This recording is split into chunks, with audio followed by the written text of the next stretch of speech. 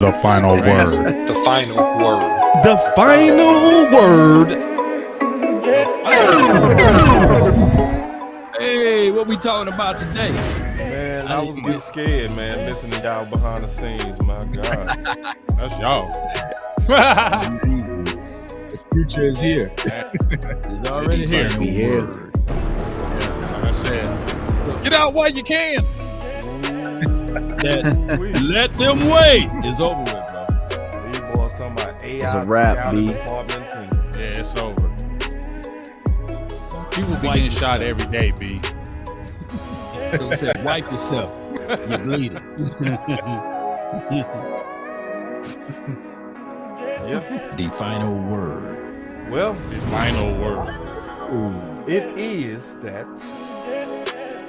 Hey, I can't wait to hear y'all responses too. I can't wait to see y'all. come on, man. I know Tuck been going ham. I'm the Kool-Aid committee stirrer, baby. Come on. I'm the Kool-Aid stirrer. Come on. Don't smooth out. Come on, stir that I'm sorry, Kool-Aid drink up. Kool-Aid. Boss been drinking Kool-Aid for a while, so I don't know. I want to hear. Yeah. You drink Kool-Aid this one. I'm on a dive, big. Yo, okay. You ain't drink no Kool-Aid on this one, huh? What? The final word. The final Hey, word. we Just think about your off season. Think about the We off drafted season. so good word. the Eagles can't even enjoy their draft without final talking about word. ours. The final word. Man, all y'all was talking The about, man. final word. Lord, that's an all-day talk. I can't do it on Twitter. It's unrelenting. It's all day. Yeah, all the way No. till September, man. Hey, y'all know how many tweets I deleted today, bro? How many No, deleted? it's all day. I deleted so It's many. all day. Like I just wrote them and it was like, nah, The dude final got like word. 200 followers. I'm good. Oh, okay. Whoa. Twitter give you that little buff. Like, are you sure? Tripping like that, man? Are you sure? Yeah. That are you sure? And saved me so many times, man. Like, are you sure, Tuck? You want to send that? Oh my God, you right. Right. Hey, Oh, that's yeah. the AI right Hey, there. That AI was AI, back That then. AI would already printed it. You'd be like, oh, I ain't meant to print that. Oh, damn. The And it final got word. descriptive with it. AI, like, let me rephrase that for you. I got it. You know what I'm saying? Yeah, rephrase. Rephrase. Yeah. Well, Come on. The final word. Hey, I got a question. Hey, where did Andre Carter end up going? The final Wow. I word. can't say that. I can't say that about that, bro. that dude didn't You even wrong. get drafted, bro. Oh, I know. wow. That which is crazy. I wouldn't. It's Y'all like, wrong, man. The draft was wild, man. Like Eli for real. Yeah. Rick didn't get drafted either. No, The final Yeah. word. nah, The these final GMs word. is wrong. But hey, they know some stuff we don't. Word. They don't know final nothing, word. though. Can I would love to pull up all the mock The drafts that were final up and word. see who got one really right. The final. You know Nobody. what? I AI. would love to see. AI, I would exactly. love to see last AI, year's predict grades the and draft. the year before that grades from all of these major networks. That's what we should do. We should pull back last year and the year before that.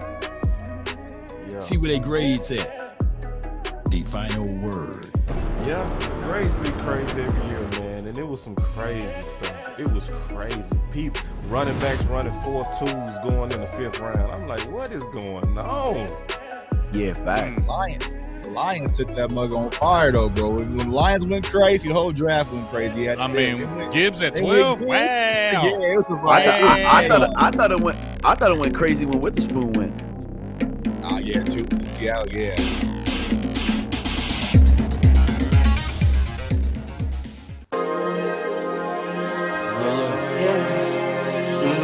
I just wanna run it up. Can we check or something? I've been really in the field, let up. We've been killing it on the final word. I've been really in the field, let her rush, I let her feel. Lately, I just wanna run it All up. right, camera. Don't need no deals, I make the deal. Have to take it to. And if it was up to me, if it was up to little old me to make a pick, it would Take probably me out. I go thought it a was little the- something like this. Bunch of these this And year, with the 17th pick of the 2020 Dallas Cowboys NFL Draft, the Dallas Cowboys select CeeDee Lamb. Oh!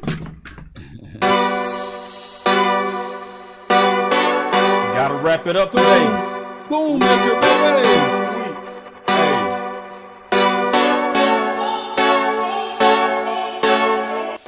I will move down. But make sure them B-rolls gonna be fire. You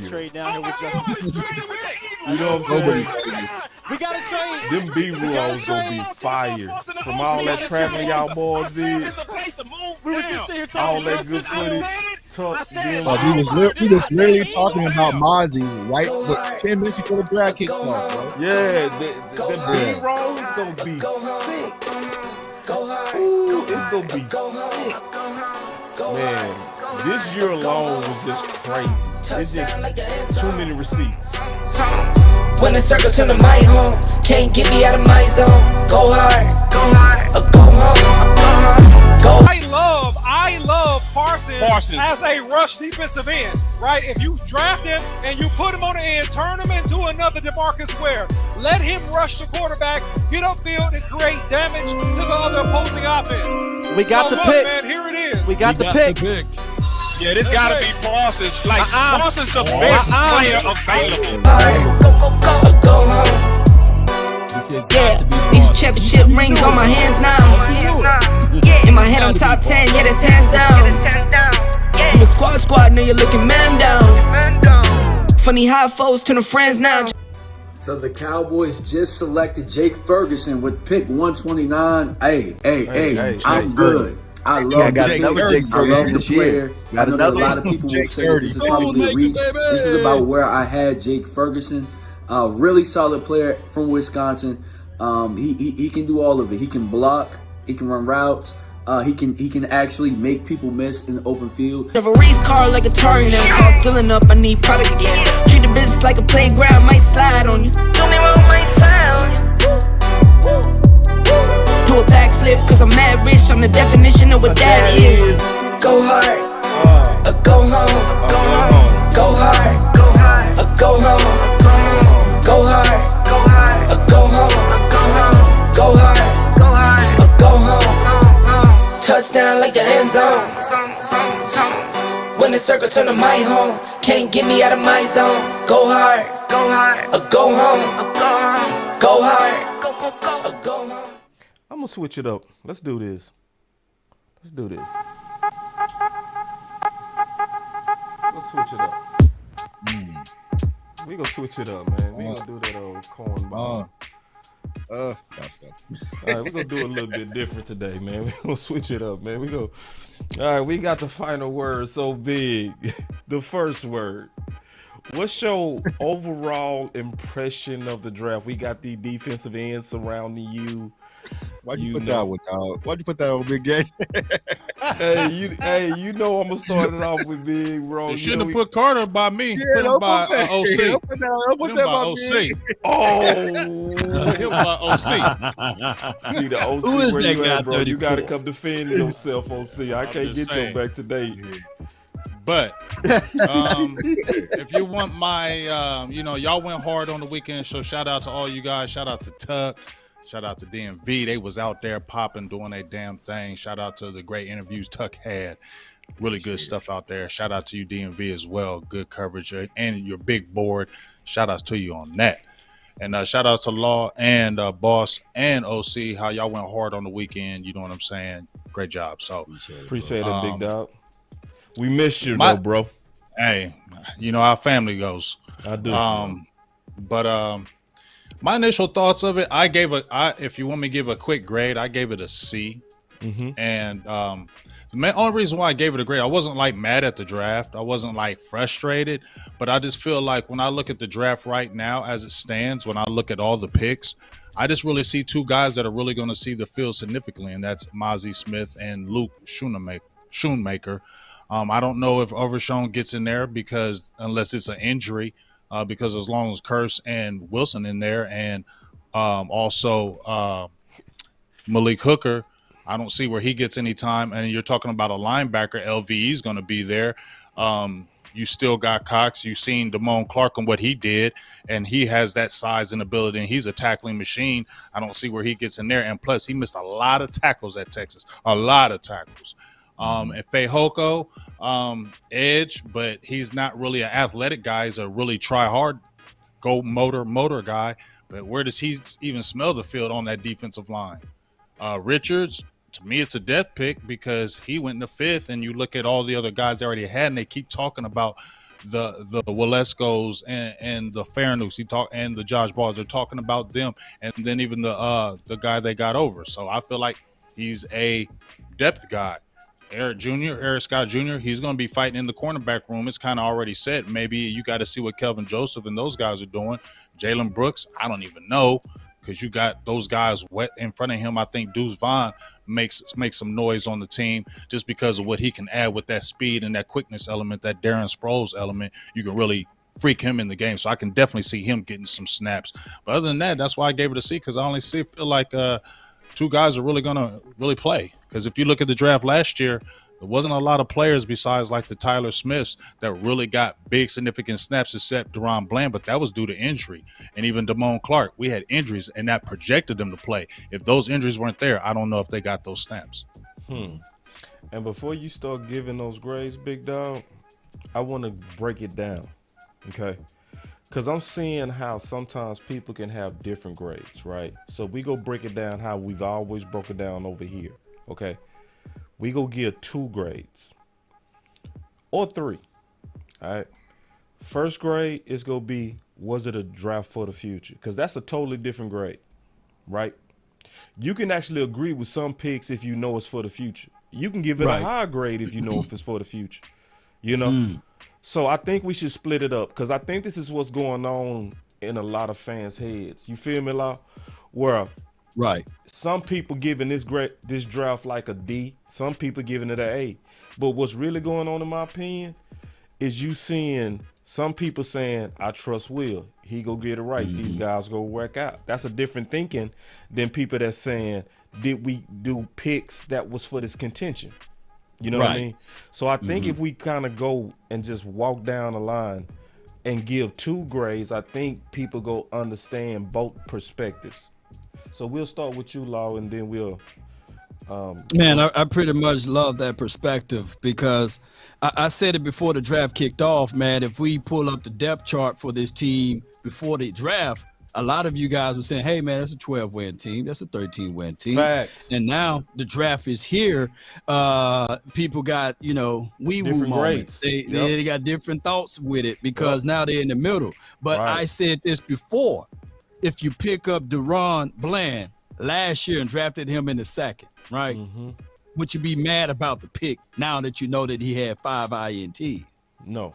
Nah, you'd be like, damn, that dude, he came out of nowhere, and the Cowboys were able to scoop him up, and he had 5 INTs. Hey, that put him right there with Tariq Woolen and Sauce, and both of those boys played phenomenal in that DB room. So now that we look at this particular draft, and we can look at it, if you pull up all of the guys, Mozzie Smith, Luke Schoonmaker, Overshawn, Junior Fehoko, Asim Richards, Eric Scott, Deuce Vaughn, Jalen Brooks, day one, we don't need not one of those guys to be the starter. Right. Look, Mozzie, I get it. I love the strength. I love the mindset. But, hey, he still got to update his resume, and it's going to be a tall hill for him to outbeat and outperform big Jonathan Hankins. So that's a situation. Luke Schoonmaker, as much as we say, yes, he's the oldest tight end on this team, I believe. Dude, 80. But even – go ahead. 80. Dude, 100. Hey, Benjamin Button over here, man. Man.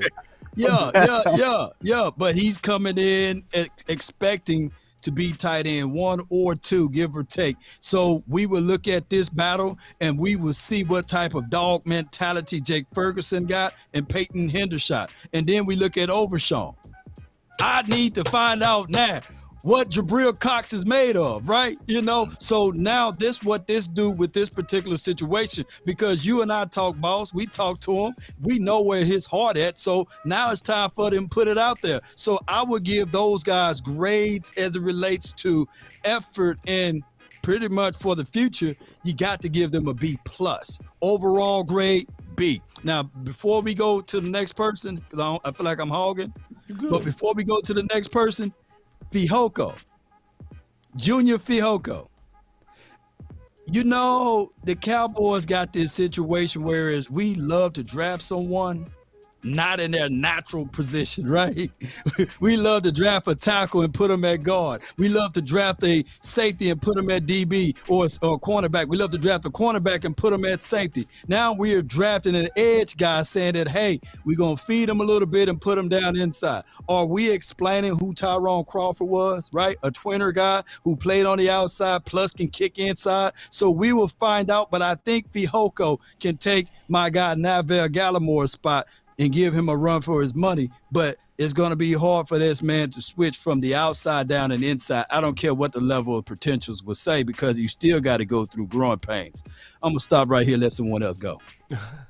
Now, you was cooking, bro. Nobody rush. Boy, no, I'm going to go all the way down to this with Eric Scott and Deuce Vaughn and all that, but I'll be going all day, man. We go one by one. We go give all these grades on Well, let me say this. With Asim Richards, it's a situation whereas, hey, he's raw. He's going to have to work on his feet. He's going to have to work on his strength. He's going to have to work on a lot. And now they're saying, okay, I said this before, tackles do make better guards, but now you're going to have to throw this guy into unknown territory with one of the best defensive front. So you're going to have him trying to get down inside, although his tape do look pretty all right because he only allowed 3 sacks out of 1,000 some hundred pressures there. So that's pretty good. But at the end of the day, there's still development situation that we have to look out for. Now, as far as the Eric Scott kid, Jr., shout out to him. He'll be wearing number 37. He one of my Mississippi boys. He ran a 4.740. They said it was due to his hamstring or leg that he pulled up on. And a lot of people are saying that this could be our Deron Bland 2.0. But here's my thoughts.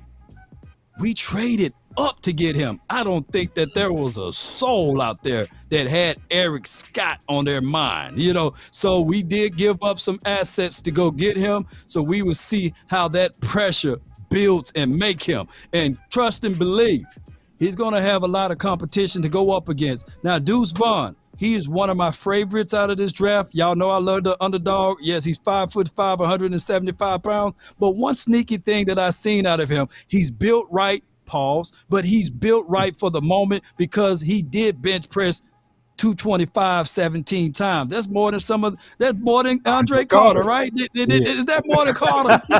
Way more Carter. So he did bench press 225 17 times. So they give me a little strength right there. And he is good in between the splits of running. And there's a side-by-side diagram that I'm going to pull up later on that his numbers are very comparable to Tony Pollard. And Jalen Brooks, I haven't watched all of his film yet, so y'all give me time. All right. That boy gave the whole analysis of the whole. He sure did, bro. We get to go home. We need to go and just show over. No more show. That's it. I kept going, baby. Yeah. 100K loud spoke. Let's cut the stream. All right, who next? Because we just talking about just your general feel right now. We just talking about how you generally feel. But you did get my grade, B+ for the future, B for right now. You did get it though, right? No, we gonna do it one by one. Okay. Go ahead. But that's good. So for me, I agree with everyone. This was an absolute future draft, and I feel like that's kind of the numbing effect when it comes to when we look at this draft for me personally. Yeah. Because last year's class, it had a kind of a layer of injuries that had to happen for us to even see a lot of those players, Tyler Smith, even Deron Bland, and even Sam Williams kind of rotation. So I feel like even this year, there's an additional wall from last year's class that's going to be ahead of this year's class that would need to fall out in order for us to see a lot of these prospects. So, Law mentioned Sam Richards out of North Carolina. He was a guy I watch highly because y'all know I love his wide receiver out there in North Carolina and Josh Downs, right? He's going to have to really sit back and he's going to have to be behind that wall if Tyron Smith goes down, then Matt Waletzko goes down. Then, so like there's going to be a lot of different variables that have to happen before we can actually see the benefits of that pick. And when it comes to the Schoonmaker pick, before we did all these draft shows and we did 100 mocks, y'all, and every time we mentioned a prospect, if I remotely went wide receiver with the Quentin Johnston or we went Will McDonald, what was the consensus? What everyone was saying?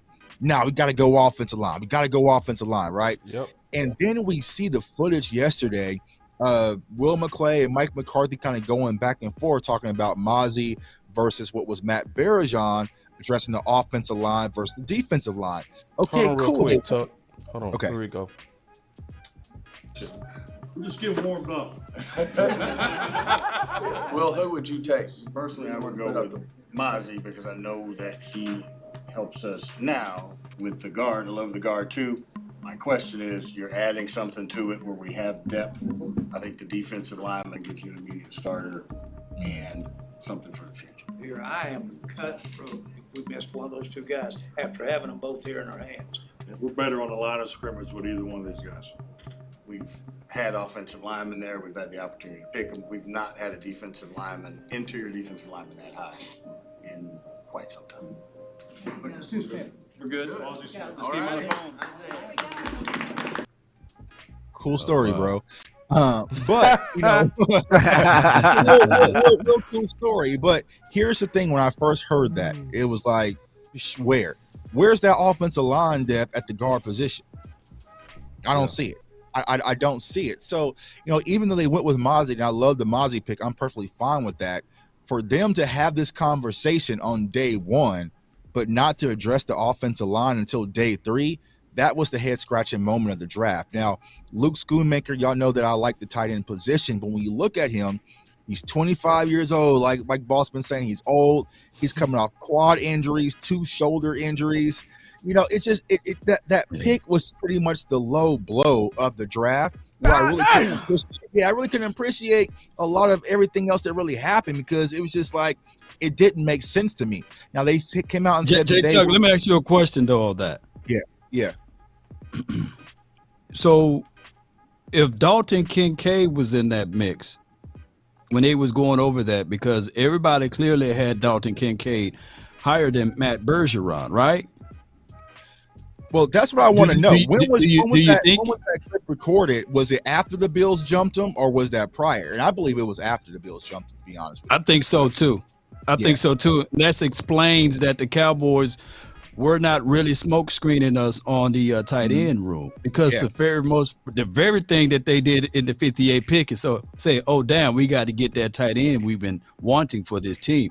It appears that if it was a situation and scenario, hear me out, ladies and gentlemen.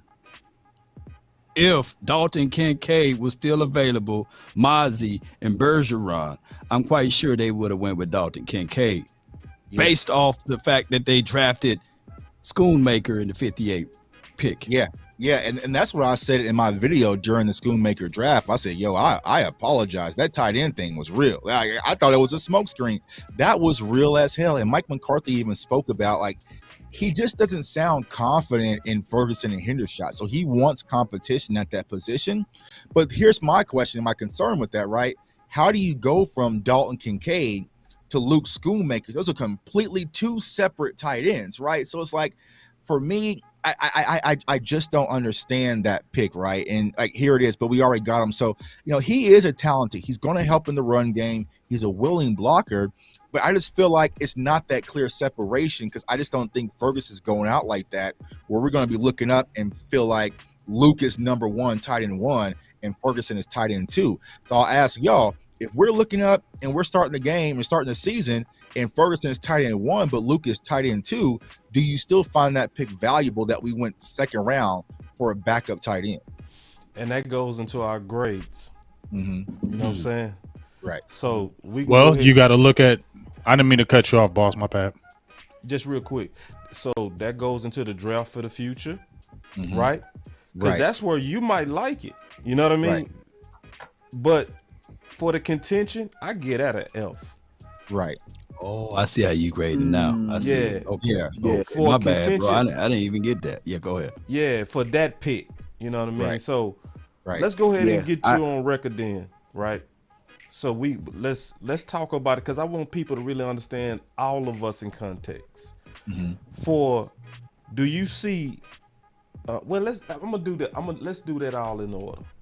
All right, let's just do that all in order real quick. So let me get DMV, and then we'll just kind of start really peeling back the draft on you.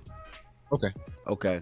For the most part, man, I think that they were trying to fill holes based on where they were, right? Like, from what I understand, though, like, I don't believe Kincaid was the guy. From what I understand, Mozzie was the guy from the workout. He was always their guy. And in the second round, Laporta was who they was hoping was going to be there. And when him, Musgrave, and all those other guys went, that's really what drove them to get Schoonmaker. But they stood up on the table for Schoonmaker because of his blocking and what he's able to do pro style, and they don't really gotta they can hit the ground running.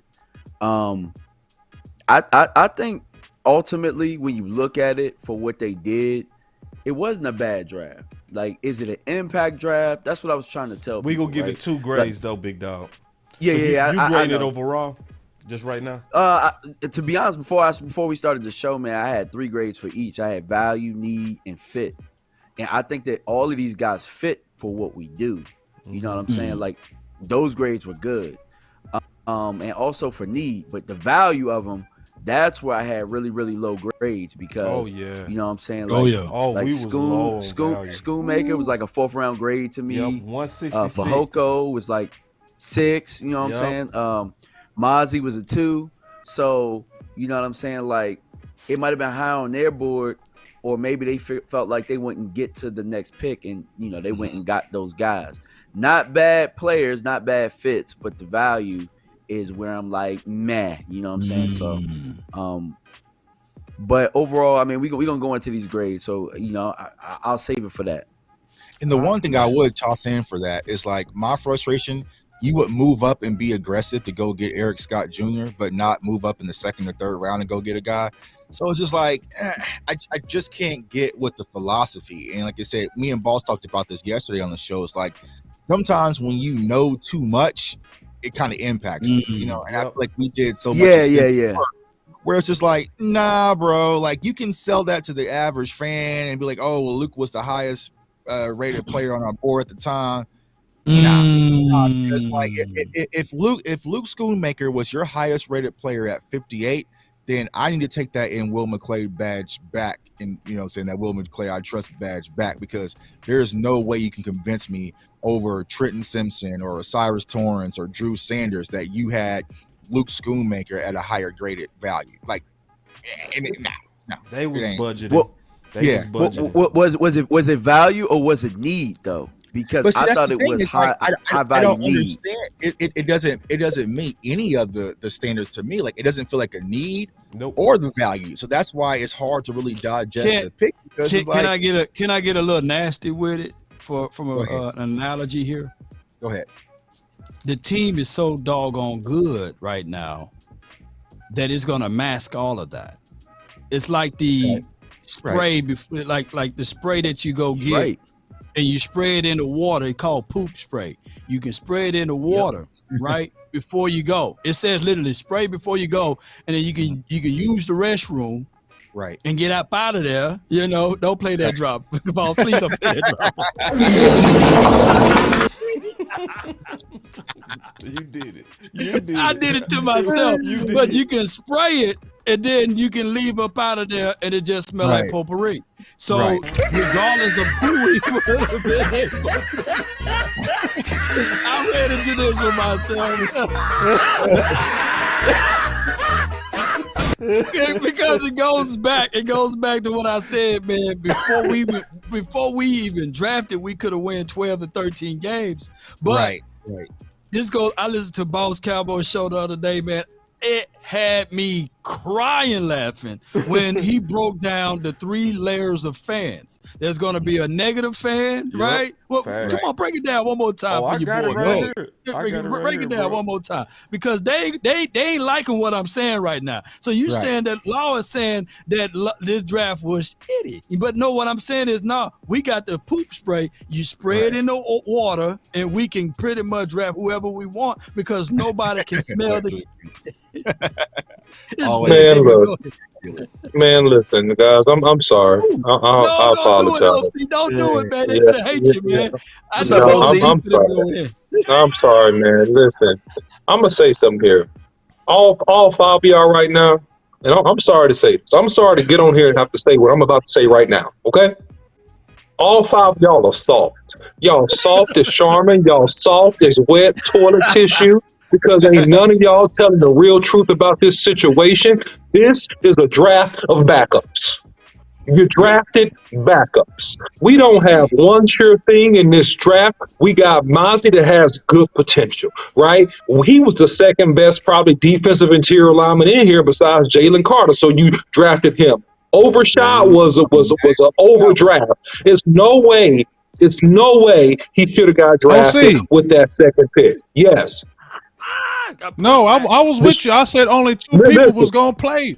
I said only two Listen. people Yeah, was I gonna don't know play. why he coming in here smashing on people like Yeah, that. I'm only. No, I'm I'm telling the just truth saying. because all y'all talking about, see, I'm so sick All of this. y'all. I was listening Don't to do this. that. I Don't do was that. Don't listening. say all I y'all. was Don't say listening. all y'all. I Let me was go ahead. I listening to gave Let it this. me a go ahead C. and hit your Wait, hold button. on, boss. I gave it. Hold on, boss. Don't you dare. Hold on. The I was listening No to this emotions, no friends, no loyalty. this hot Straight track business. that all y'all Straight talking about. business. Put hashtag straight business in the chat. Go ahead, turn up then. Go let him cook then. Go ahead, go let him cook, man. Yeah, He's talking yeah, let about him me, cook. man. He I ain't ain't laying talking down about me. softly. The He ain't Wi-Fi talking monster. about I me. ain't gonna even lie. I'm laying it down softly though. The Wi-Fi See, monster. he don't Man, I'm the froze. one that See, See, the said. devil I'm the one. frozen. Hold up, OC. OC. Hold up. See, Hold God up. froze him. See what God said. did? God froze No, him. I said. I no, God said didn't do two that. players. God Hold didn't up, do it. I'm OC. blaming him. Hold up, OC. I said two players. I said Yeah. Mozzie would play, and Schoonmaker was going to play. Vaughn is going to get some work in there because of his size and what he's going to be able to do in that offensive sets, and he could possibly do return kicks or punts. So, and I gave it a C if you're looking at the overall. Yeah. So you couldn't been Yeah. talking about me in that Yeah, aspect. man, Not at all. He just Yeah. want Not at all. cause he want to be You are all not. negative. No, He I'm just not wanted you to being come in here negative. smashing pumpkins. You listen, man. I'm not being negative. I'm telling y'all how a TIS is. Okay. So here's the deal, man. At the end of the day, man, you got not sure things. You can say, "Oh, we can win 12 or 13 games even How before Jake this Carter didn't draft." get drafted? Well, man, look, man. Who knows? Can I'm sorry. guarantee that. Nobody can guarantee that you're going to win 12 or 13 games in this ever improving NFC East. Not just the NFC at large, the ever improving NFC East. And listen, my guy in But North why you Carolina, I'm mad an at offensive us line though, guy. OC? No, Why no, you I'm mad mad at at us? y'all You because shaking me with the I'm butter mad at knife. y'all. I'm mad because you're not putting it down the way you need to put it down. You're not telling the people what they really need to hear. And with the Check my people, Twitter, with bro. the What? I You be said shooting with that. the photos people, all week. excuse me, sir. Let me complete my thought. Listen, what the All right. people really need to hear is that we don't have a sure starter in this draft, and we hope we get productivity out of one or two of these guys. That's what the people really need to hear. That is what the people, that is the truth. That is the whole truth, and that is nothing but the truth. So help me, God. And I hate the Cowboys for drafting all backups. And I Oh, thought about the hell draft for no. 2 days. I don't care what you say. I can slice it. Give me at least a starter or two out of this draft. God bless Mozzie. I hope he comes in here and he starts because you know what? It's no mercy in the dojo. And you better come in here and get some productivity because after that first year, your time is up, sir. You better be in here smashing Man, you pumpkins and going too making tackles hard. for long. I'm telling you the Wait a truth, minute. boss. And you I know I'm wasn't telling you the prepared to truth. fight today.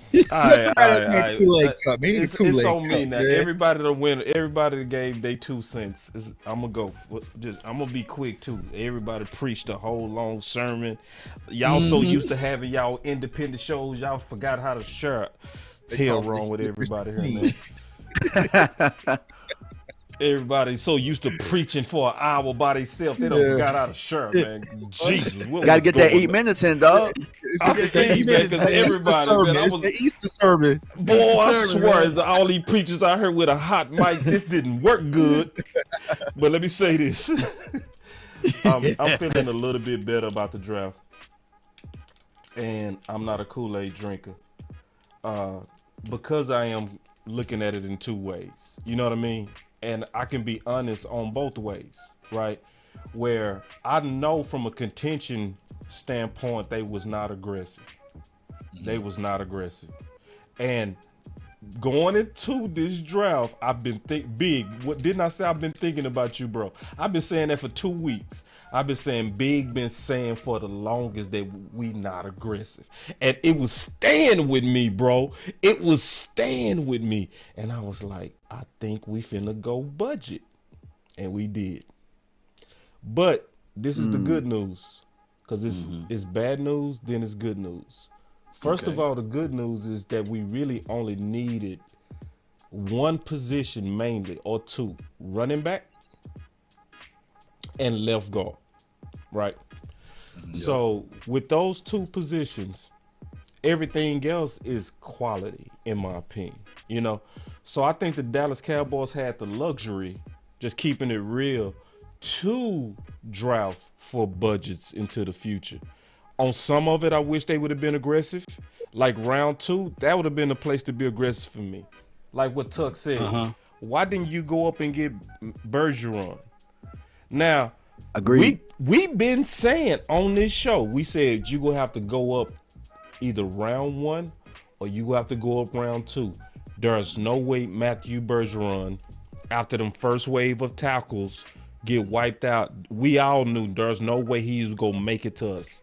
Because it wasn't that many tackles, guards in the second. Right. So obviously they was going to get wiped out. You know what I mean? So it was like, if you like the guy, if they complete you, and DMV and now, we was also calling him a guard. We was like, yeah, we see him playing the guard right now. That can be your hybrid plan.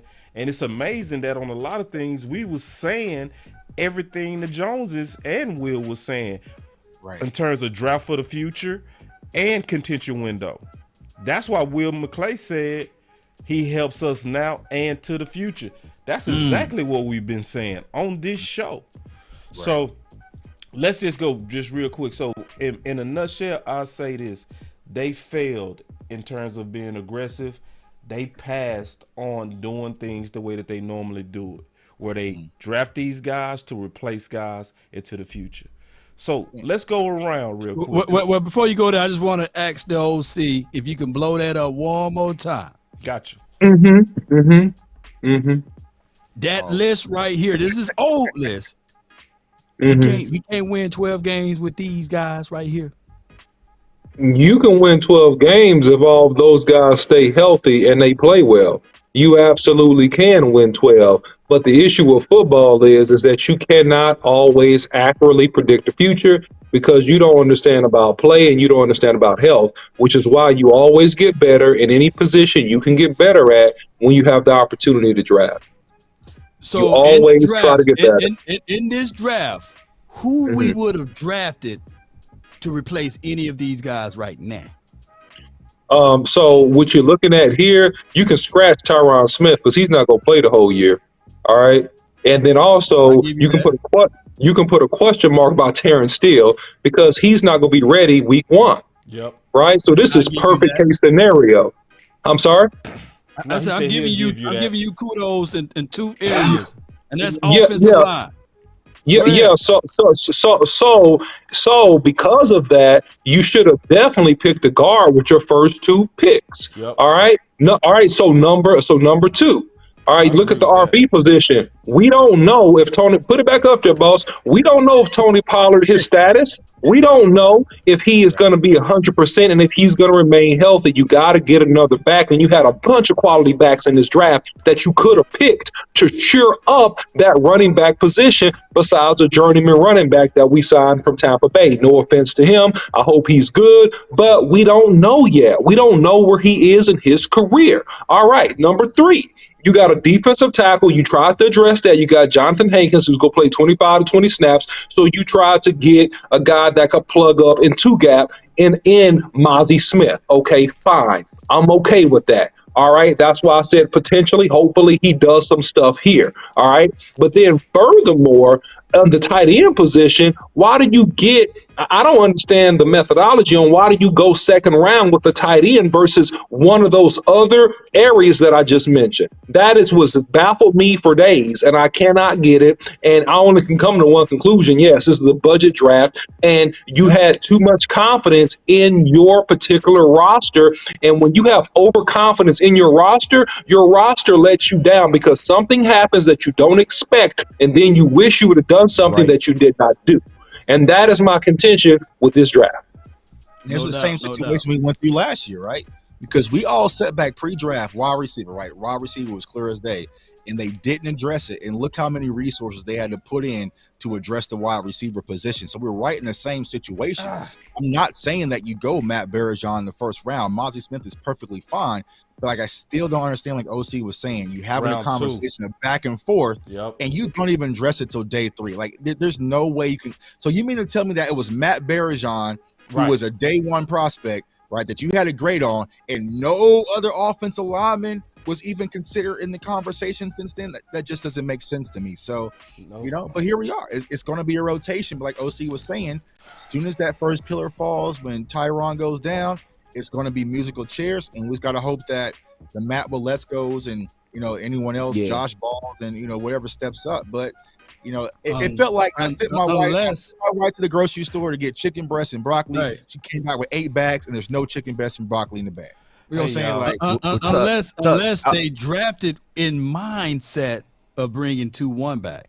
You see him in his picture right here. Bro, they're gonna bring him back. I've been saying it felt like that in the draft. That's why you don't draft certain guys, because you already have the mindset to bring back Ezekiel Elliott. Ain't that right, Big Game James? No, I feel it. Now check this out. Yeah, so I'm gonna confirm. I ain't mad. Hey, I ain't mad. Hey, like Tupac said, I ain't mad at you. So I'm finna confirm. Then we're gonna go around the circle real quick. What Tuck was saying. Okay, because y'all know my best hat is the investigator. That's my best hat. That's my lane. That's what I do in this space. That's me. You know what I mean? Let's go. Let's listen to Will McClay from today on 105.3 The Fan. Here we go. It's one part that stuck out to me, and it's gonna confirm that what J Tuck said was the truth. So listen. You can't handle the truth. It takes a partner. That's all you're looking for. Someone to say that you're allowed to, and you are good at hitting on the strengths and weaknesses of players, and then them being able to put them into the system. That's the most important thing. Is if you pick them, you got to use them. So hold on. See, don't let that go over your head. See that was quick what he said, but that goes to a philosophy. Listen to what he said. If you pick them, you got to use them. Is for someone to say that you're allowed to, and you are good at hitting on the strengths and weaknesses of players, and then them being able to put them into the system. That's the most important thing. Is if you pick them, you got to use them. He telling you the philosophy. If we pick them, we look at it like we got to use them. So remember when he was talking about in that press conference, right, in the war room, what did he talk about? The depth at guard. The same philosophy. Yep. It's the same philosophy. So, so Tuck is right. I know everybody's saying I trust Will McClay. Tuck and Will saying the same thing. They saying the same thing. The same thing the OC saying. Listen to him again. Here we go. You got 2 minutes. We're just getting warmed up. Will, who would you take? Personally, I would go with Mozzie, because I know that he helps us now with the guard. I love the guard too. My question is, so we talked about that both, right? We had that both, so we agree with that. We already said that. Here we go. And he said the guard, so here we go. You're adding something to it where we have depth. I think the defensive line. See? Depth. What did he say? If we pick them, we go use them. So it wasn't about the player. It was about the budget. It's about we are going to develop these guys. That's what we're going to do. We're not going to get a guy right now that we know are just better than him right now. We are betting on upside. And this is what I start peeping, especially from my partner Q Dog who called in, right? My partner Q Dog called in, Coach Q, and he said something that stuck with me. And it's facts when you really think about it. And it made sense on every one of our picks. We draft ceiling. And we try to get coaches to take them all the way up. That's why we bet on ceiling. Because all of us was talking about Mozzie's motor, right? So based on how he played, some of us gave him a second or third round grade. But based on what he was capable of, some of us gave him a 15 grade. I said a top 15 grade. I said it specifically. So then when I think about it, I said, that's what they did. That's what they did with pick 1, pick 2, pick 3. You know what I mean? Yeah, they went with the upside. But here's the thing, and I appreciate you for doing all of that, boss. Yeah. But it's only one driver in the car, in the car, right? But in this particular philosophy, even though you can say draft ceiling, I don't think that Will McClay got the overall power to say, hey, we're drafting X, we're drafting Y, and we're drafting Z. Because you got so many people saying, nah, let's take left, now let's take right. So that's why we see some of the things that happens the way it happens. We know Stephen Jones don't watch all of that tape. What the hell he's even in there for to have an opinion, right? Or even the other guys. So when we see like other people do their thing, it goes to show you that, like, man, come on, man, let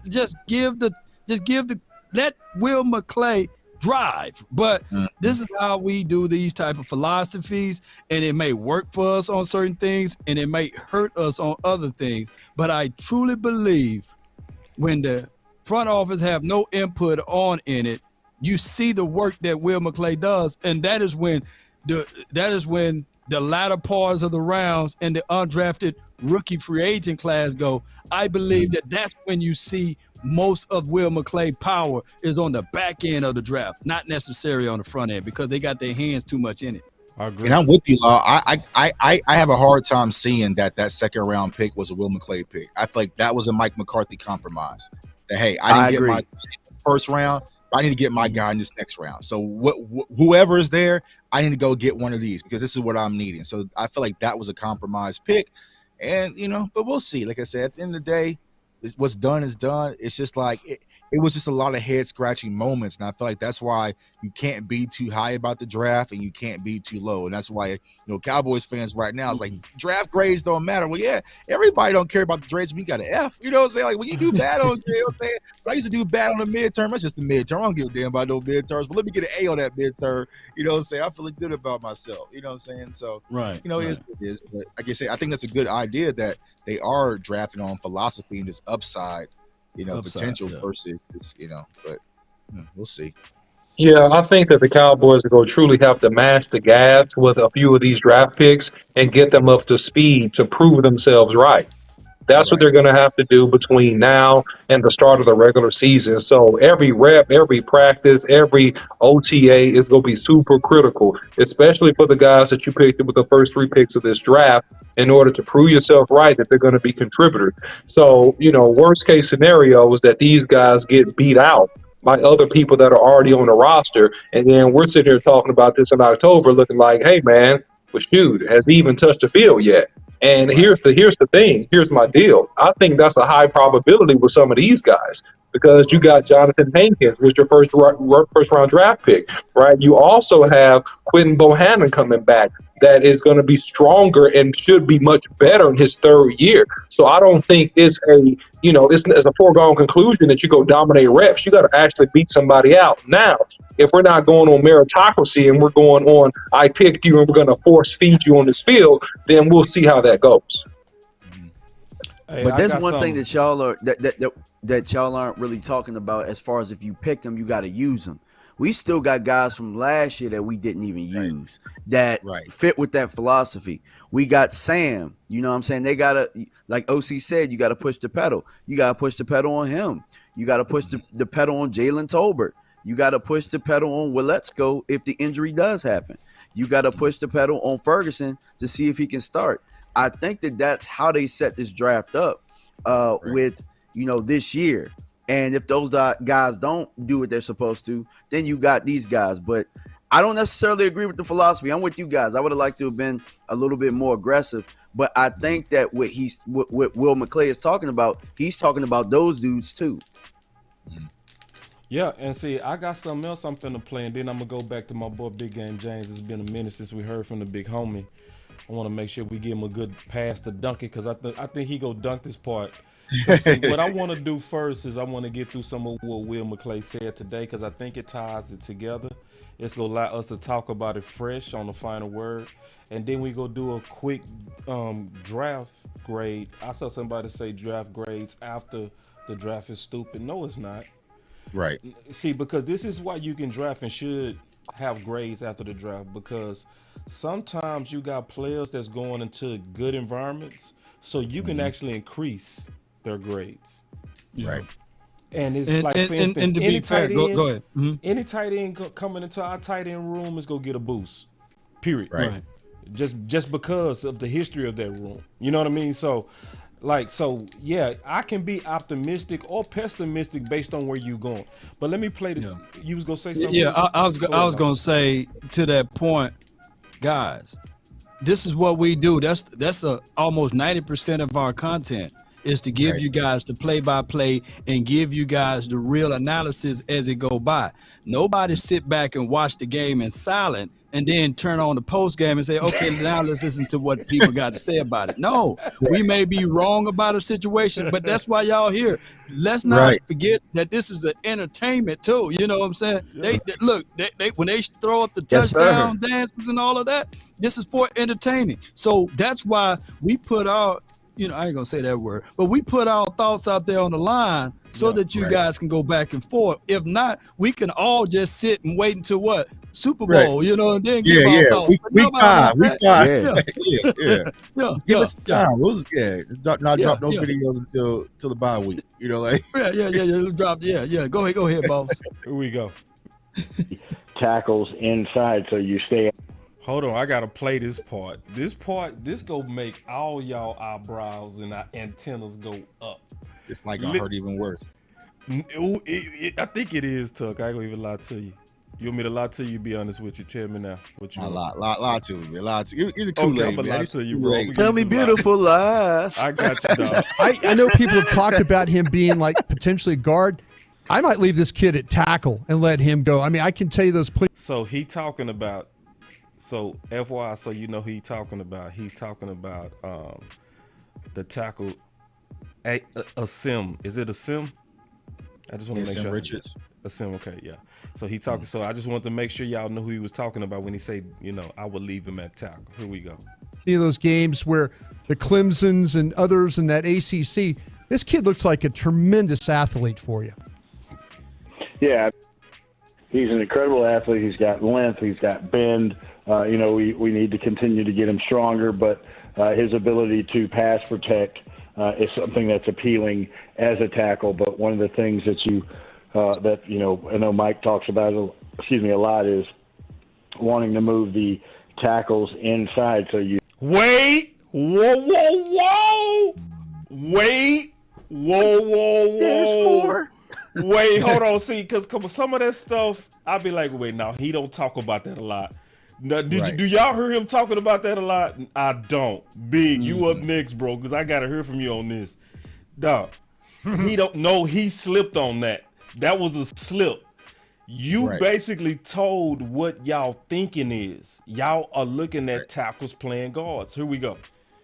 Yeah, I mean, he's an incredible athlete. He's got length. He's got bend.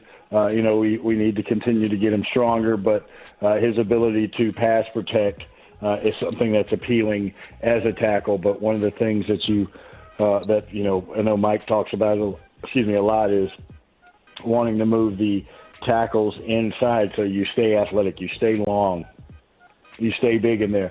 They've got to have the strength to anchor in there, but the versatility of some of these guys, because there's, it's tough to find, 5 quality linemen for 32 teams. And so if you build a depth and you have versatile pieces, when you have injuries that always come, and these guys get trained the right way, you have enough depth.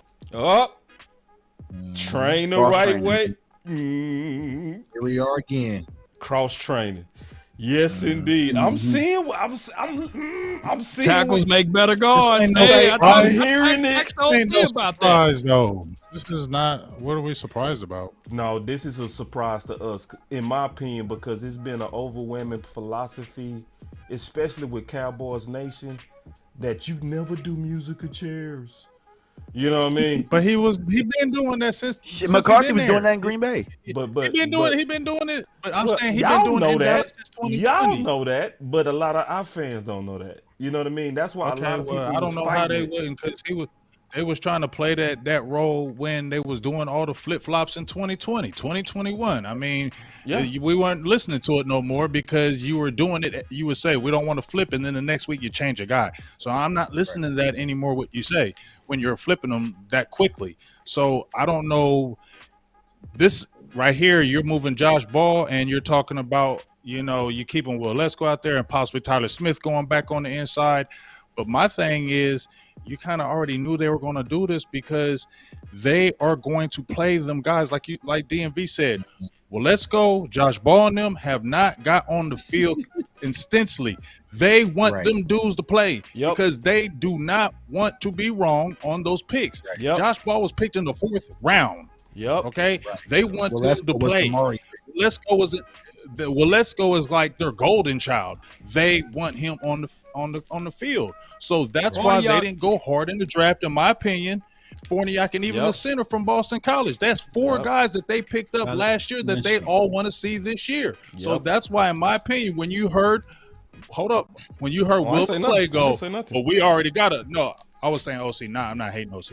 I'm just saying, when he said, well, we already got a lot of depth there. That's what already is telling me, well, we was already had a plan for these dudes already anyway. So we not kind of stressing over that offensive line because we want to see these dudes. We got 4 dudes and our offensive line draft pick last year and our trade pick from the Jets.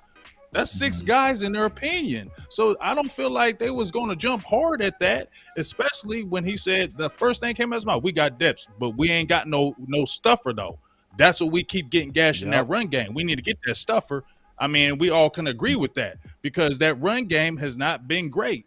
It was better when Jonathan Hankins came here. The rush per average went down. You saw when he played in that San Francisco game in Tampa Bay. You saw how we played in the run, right?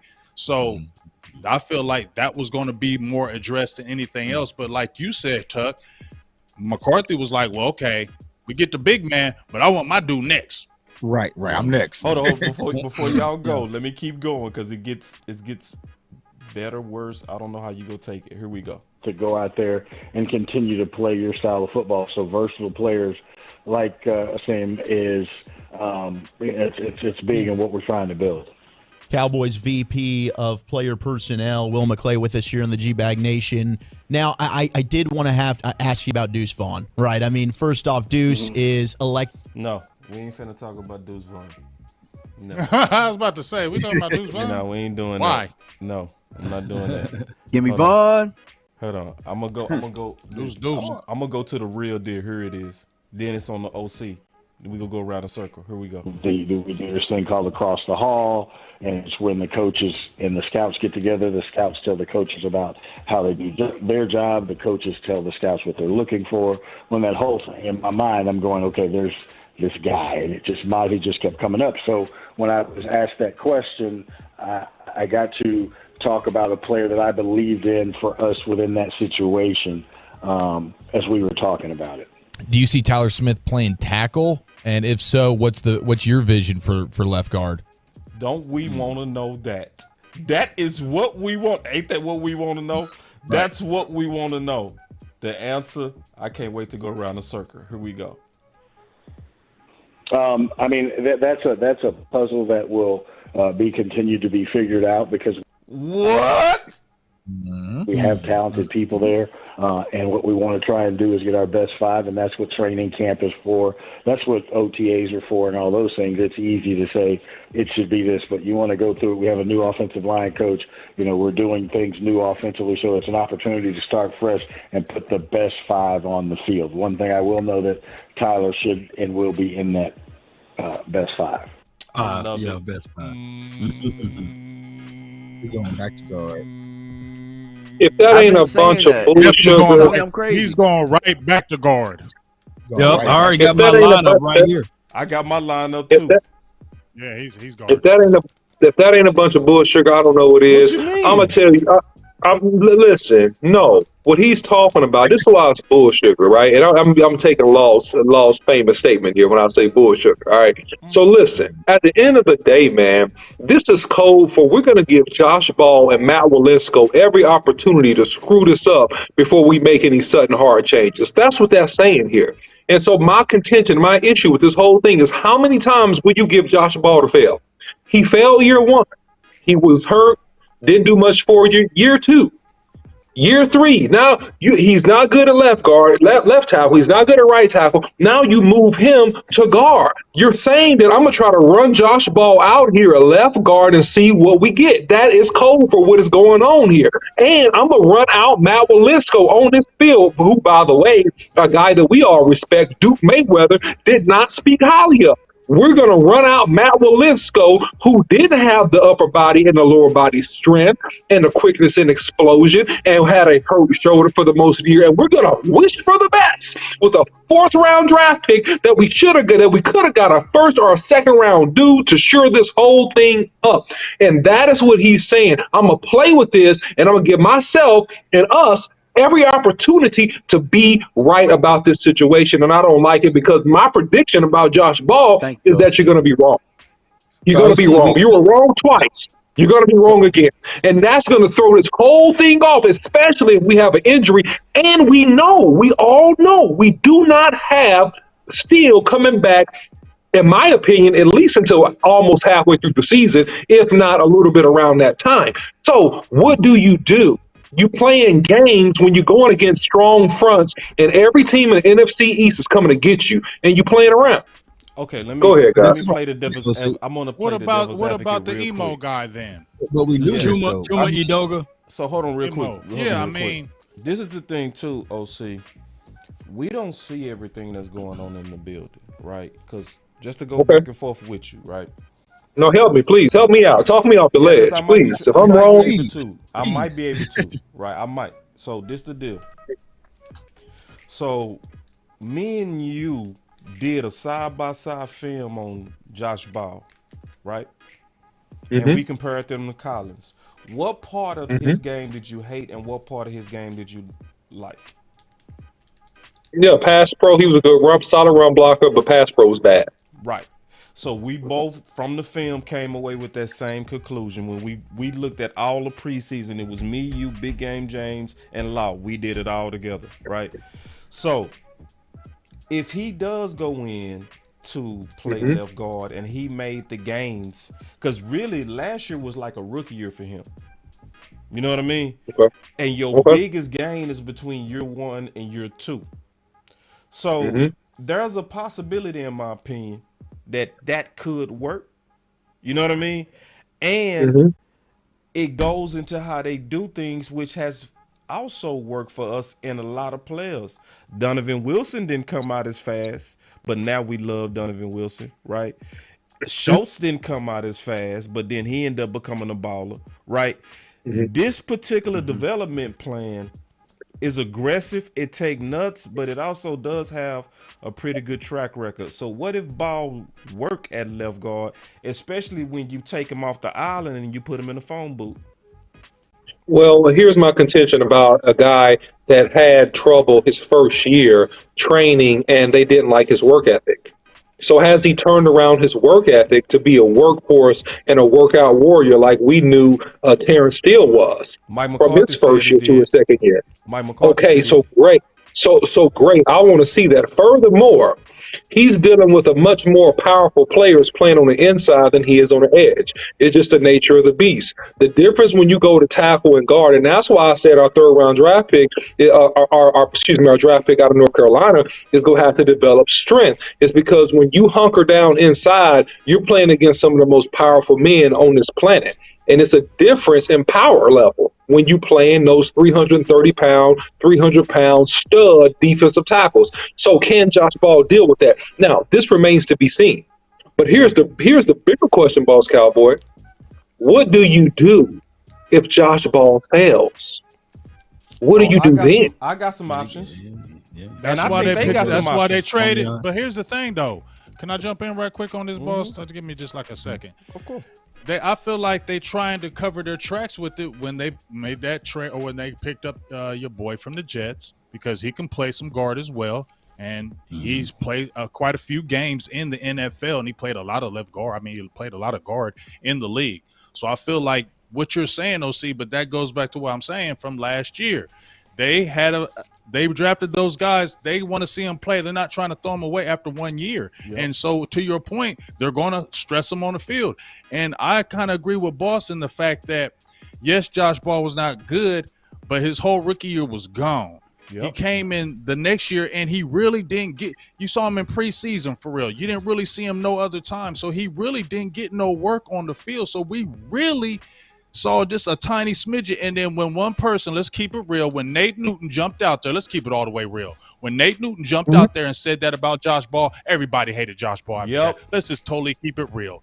He poisoned everybody's mind. Same thing because everybody's going to believe. Nate Newton. You get what I'm saying? If Nate Newton says that about a player and Nate played the game and he's offensive lineman, they're going to say that. Yep. You get what I mean? So nobody really gave him a chance. I'm not saying he's good, but let's see. We looked at tape. We looked at tape, though, Big. We didn't just take his word for it. We looked at tape. We looked at tape, but what I'm saying and we said he was good at run blocking.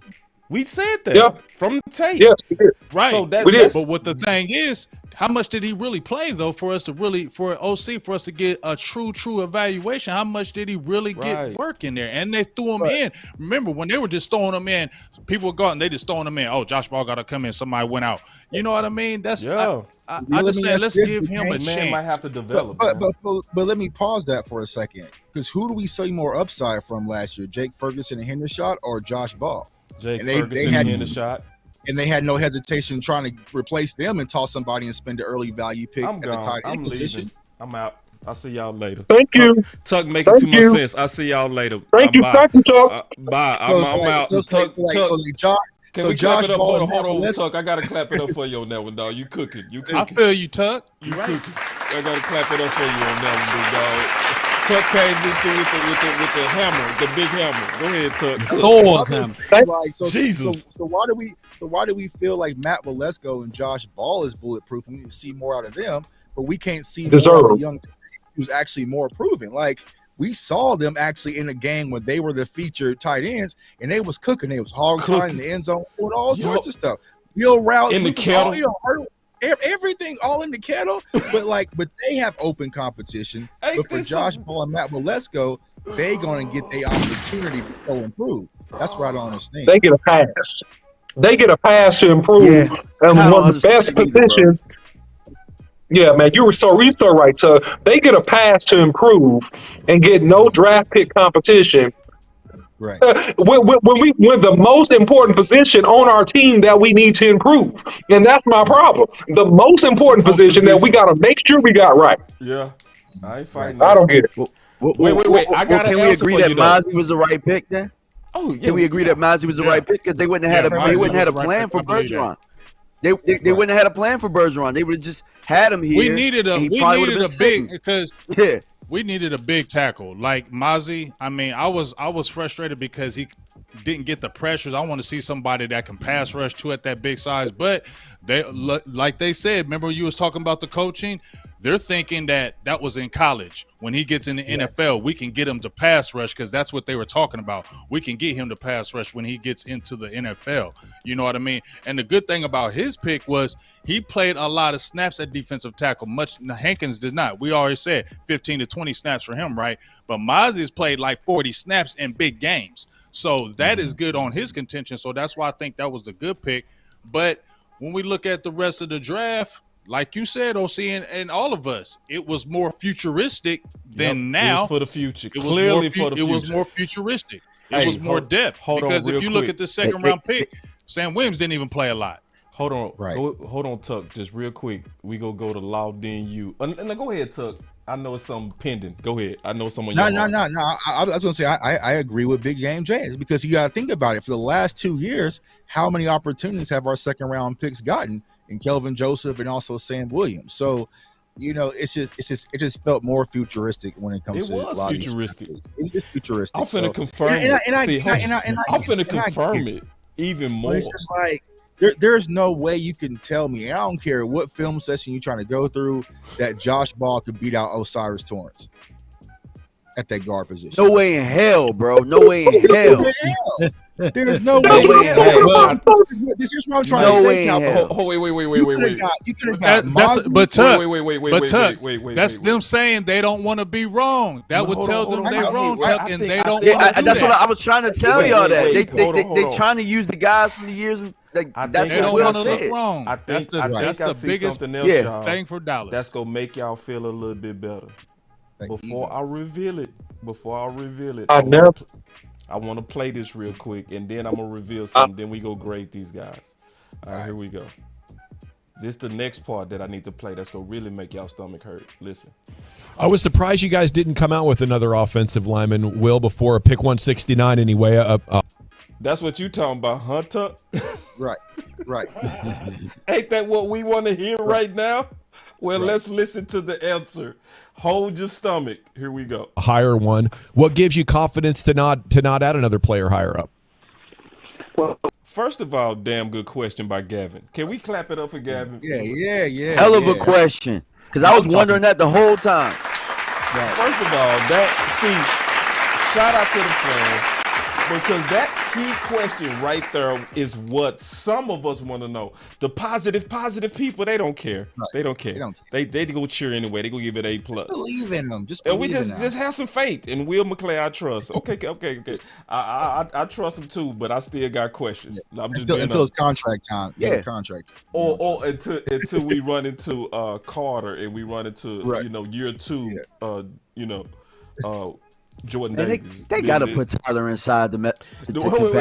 They have no choice, bro. They do. They have no choice. And I agree, and we gonna get to that. But check this out. With another offensive lineman, Will, before a pick 169 anyway, a higher one. What gives you confidence to not add another player higher up?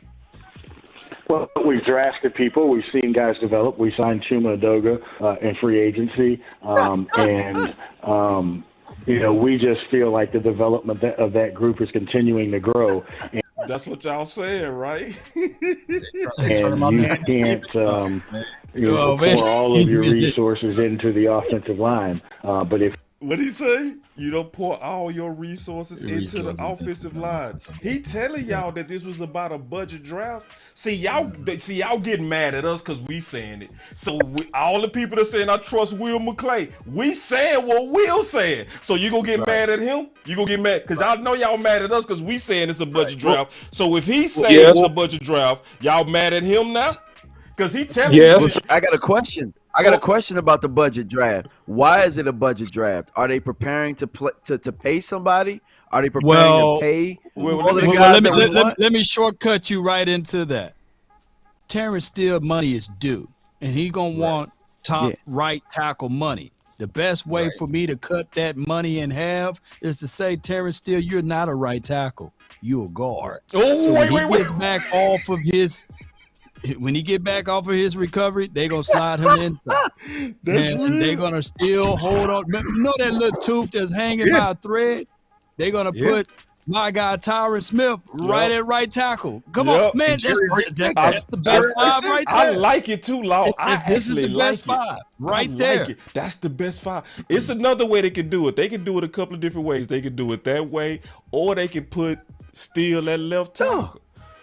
I agree. I totally agree. That's unlikely. We gonna That's talk unlikely. about. No, we gonna get to that before we fight about that. We gonna get to it. Before we fight about that, let's finish out Will McClay, and then we gonna fight. Because I want to debate that out too. I want to have this whole debate right now between all of us. I ain't gonna show y'all no mercy in the damn dojo. It ain't gonna happen today. Ain't gonna be no mercy.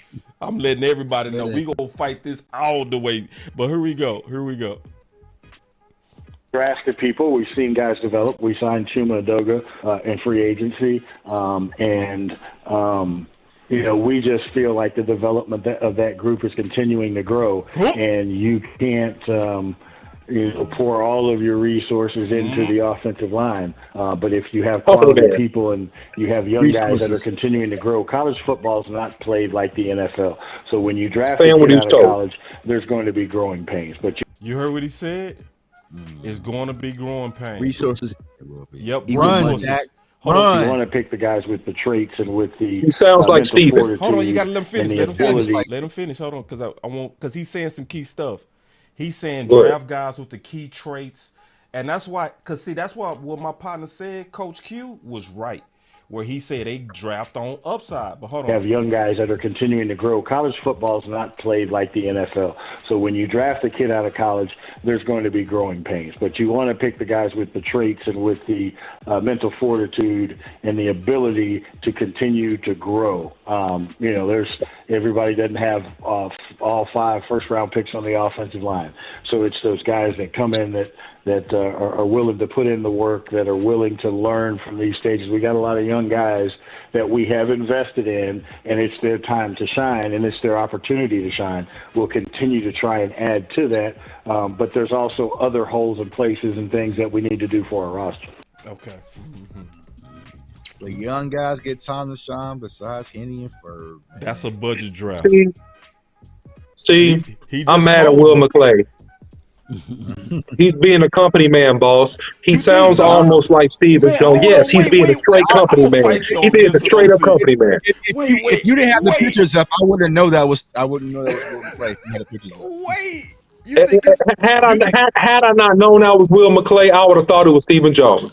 We got to use resources, and the college game is different than the pro game, and all this we woo, all this nonsense, man. Listen, here's the deal, man. I'm gonna shut up. Before you cook, just because I promise it's on you, then it's on Law. Because this finna be funny. Because I'm gonna fight you on this and those things. My boy Rome said, "Salute, brothers. I just want to say what's up, phenomenal show. Everybody take a light break before they fight." So he right on that. Because Rome, he's a good YouTuber, so he know our likes are down. He basically saying I checked out everybody's channel and all our likes are down. So he right. Before we get into this fight, and before we get into this ain't gonna be no fight, bro. It's gonna be a slaughter. This ain't gonna be no fight, dog. Not on this. Not on this. You gonna slaughter? This gonna be a slaughter. I'm 100%. Anybody that challenge me on this, 100% slaughterhouse, because it's the truth, Boss Cowboy. That at the end of the freaking day. No, it is not speculation. It sounds like the nomenclature and the language and choice of words that Steven Jonas used before. And they talked about this because they knew that this question was going to come up. They already knew. So at the end of the day, you got to sacrifice. The question was going to come up. No, 100%. 100%. Clairvoyant. No, yes, I'm very clairvoyant. I am clairvoyant. You know that. So, the same exact thing, though. It's a clip of Steven Jones saying the same exact thing with the resources that they put. The same type of words. So the same type of language. Why can't it be that this is how they build their team, dog? That's AI Will McClay. Yeah, there you go. There you go. There you go. Chat GPT. That's Chat GPT Will. Chat GPT in the house. Keep doing that AI. So look, dog. Look, here's the sad part, and I'm gonna shut up. Kick it to Law. Sad part. Last couple sentences here. Listen. The sad part is this: you're gonna sacrifice Tyler Smith future perennial Pro Bowl left tackle and bump him inside because you're trying to give Matt Waletzko reps. Man, the world is gone to seed, man. I'm sorry, man. Go ahead, Law. I'm done think you right now. tripping, OC. I ain't gonna even in lie the to you. word- I think you tripping. Let me go to Law before we fight, because I'm gonna come back and fight you. In the words of Uncle Charles, thank you. It's sacrificing, man. But I know Will McClay, he does all of the wrong things for the right reasons. And I've been saying this for years. You about to push back on this too, boss. Oh no! He is part of the along, get along gang over there. And of course, what they feed him, they say, "Hey, say this." He's gonna say it. And that's his boy. You know what I'm saying? Will McClay. Will McClay, this is what he's gonna do, man. So shout out to his dancing all over the beat. Yeah, man. Right. He gonna do all of that, man. But shout out to the brother, man, because he's a better man than me twice times, 3 times, 4,000 times better than me. Because I would have been like, you know what? I just gotta don't give me don't do me like this, man. I'm the general manager around here, man. Come on, man. Don't give me the title, but don't give me the responsibilities without the title. Come on, man. Don't do that to me. Don't do that to me. Let me move some weight around here. But he's to go along, get along, and he's doing all of the wrong things for the right reasons. And hopefully the Cowboys one day can lift up that Lombardi trophy and he can get it done and get it out of the mud. He ain't gonna get to touch it. I gotta he ain't gonna get to touch it first. Right, I gotta fight everybody, so it's on me to fight the whole show. I gotta fight everybody today. Is that what's finna go on? But come on, boss. I seen my guy.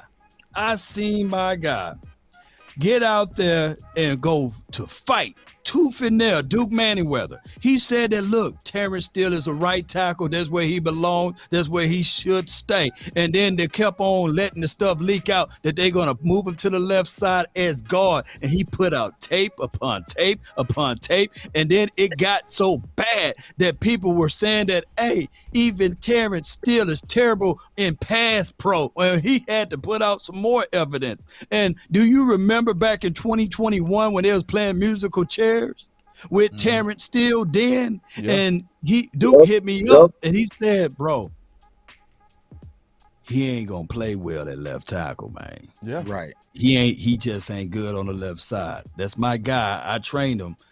He's a right-sided player. Now, he may give you something, but it's like, have you ever tried to wipe your backside with the opposite hand?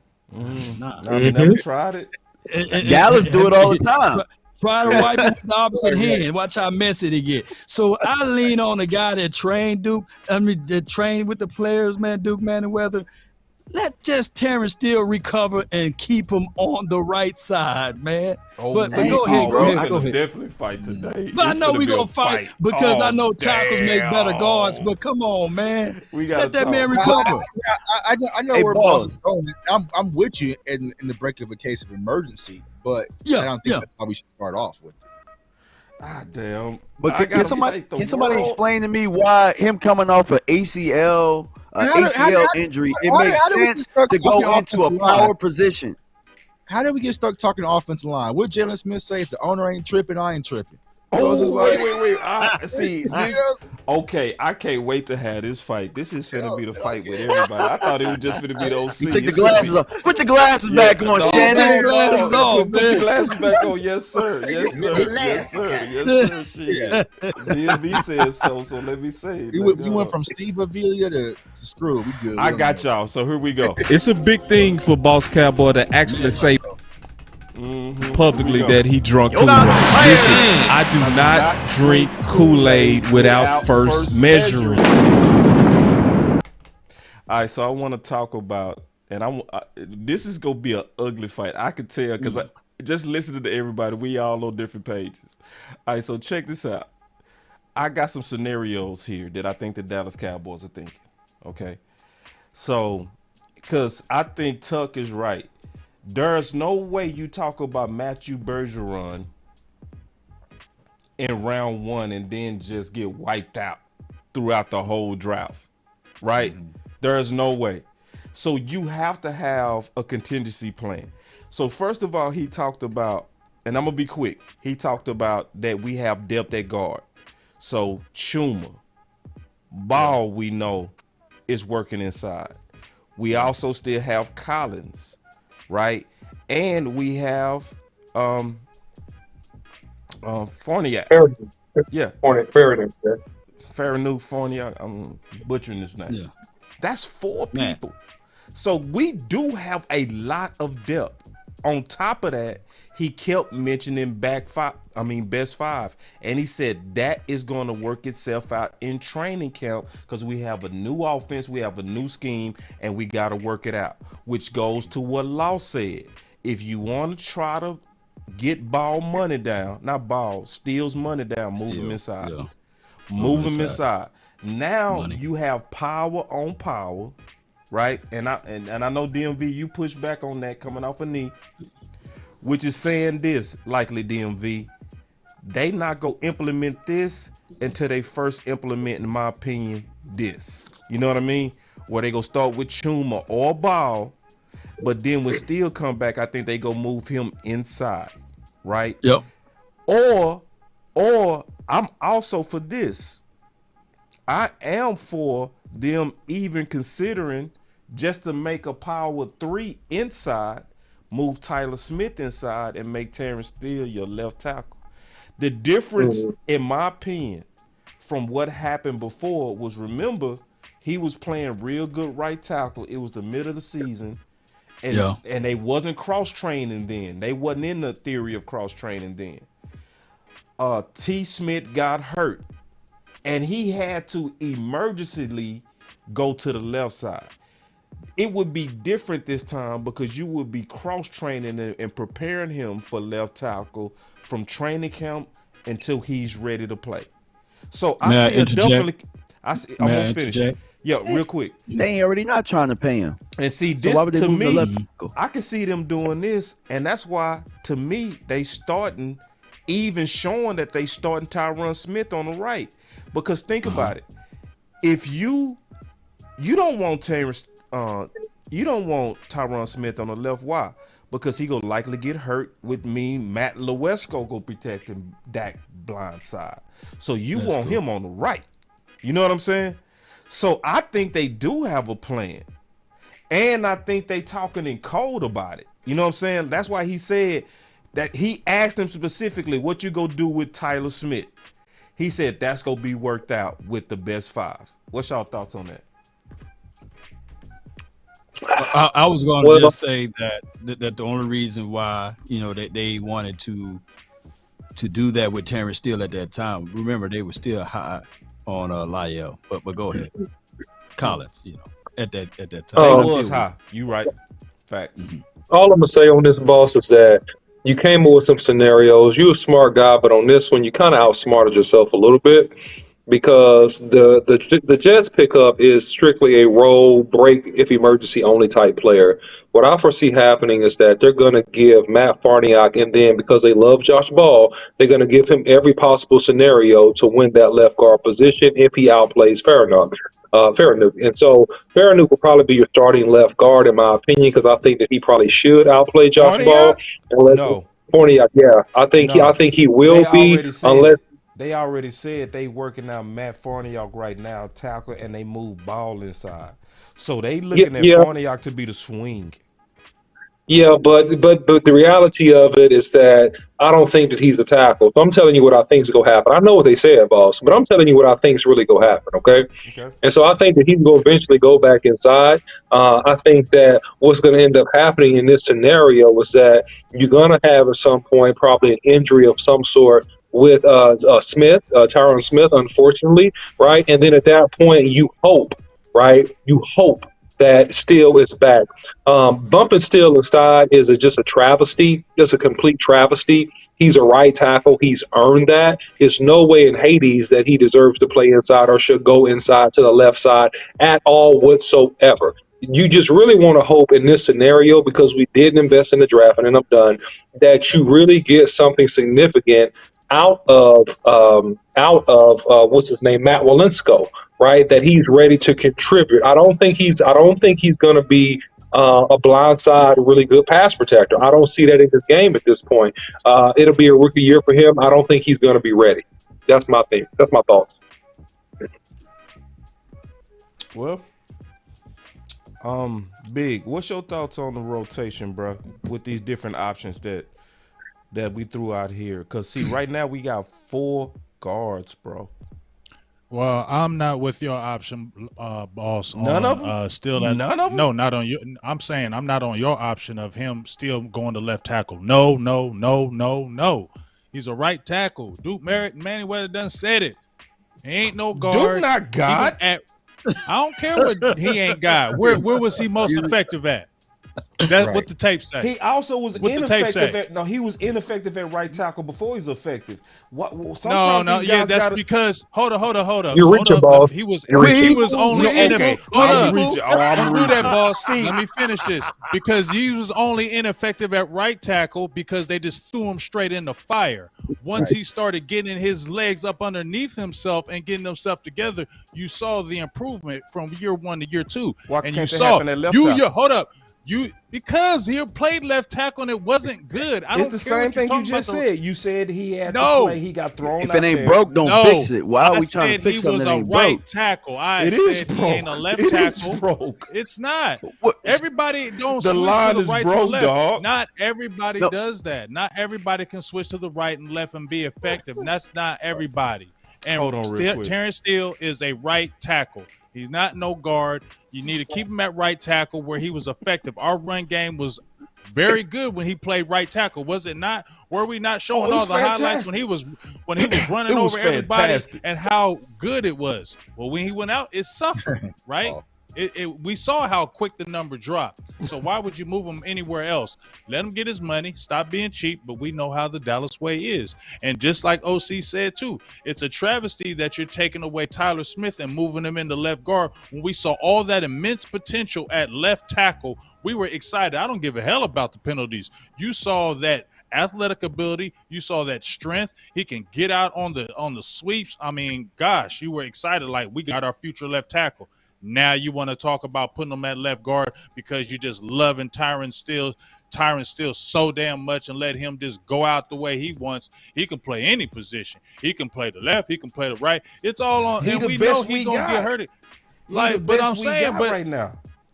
But the problem is they keep on putting all that daggone hope in him, and he gonna get hurt again. And that's the problem. And they want to allow Tyron Smith to go out his own terms. No. Hey, check this out. Real quick. We got a tight end that can block and fix all these problems, man. Put Luke. Do it, Tom. That'll do it. Okay, hold on real quick. I got something. I got a consistency check. For it because I didn't think I was gonna fight y'all today. I thought y'all was gonna be cool. I didn't think y'all was gonna be like tripping. Like everybody tripping but me. I'm the only one right now.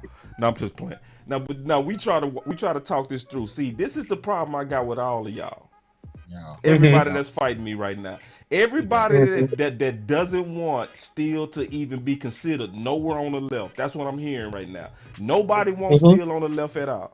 But everybody wanted right to go from right to left, and we never saw him in the league one time. We was all open for it. We was all like, we believe it's gonna work because we see he's a mauler, and we gonna put this big old mauler on the inside. It's gonna be the healing bomb to the Dallas Cowboys. It's gonna be Ron O'Leary Part 2. Well, why can't we do that with Steele? Because Steele did more in the league. He was a bigger mauler in the league. So how can we be for it with right but against it with Steele? I don't get it. Very simple, boss. Very simple. Him in to play on the left. Yeah. It would have been a plan to bring him in on the left. Steele being on the right, that's part of a plan. Moving them to the left is just, you know what I'm saying? It just sounds like they don't have a plan at all. They're just putting people and hoping that something works. Go ahead. Yeah, OC, boss.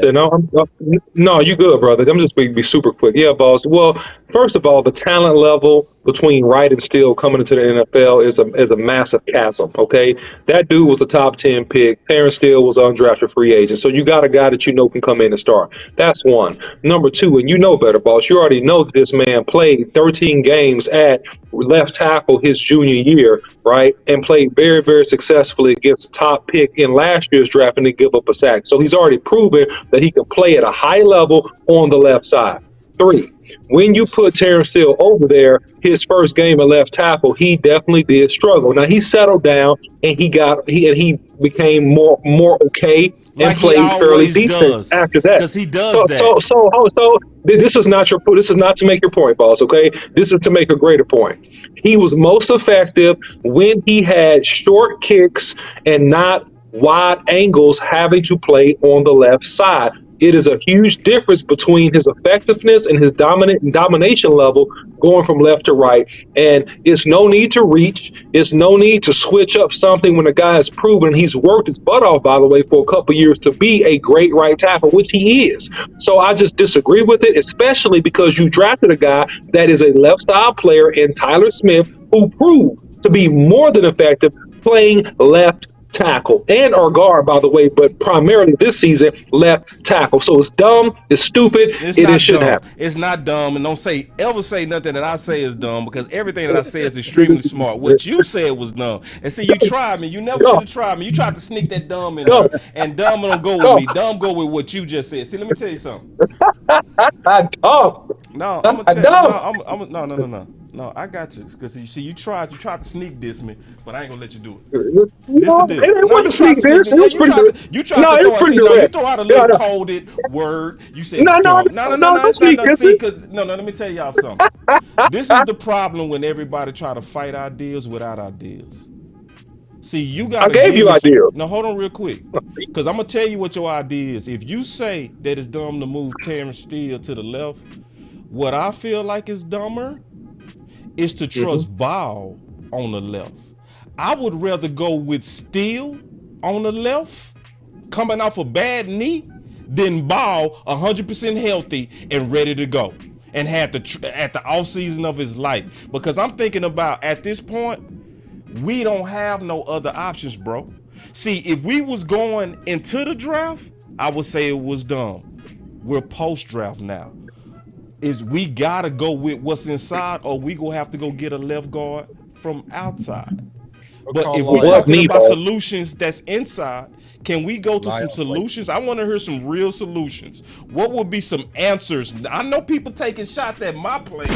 I want to hear your plan in detail. I want to hear the draft grades, man. All right, let's go to the draft grades.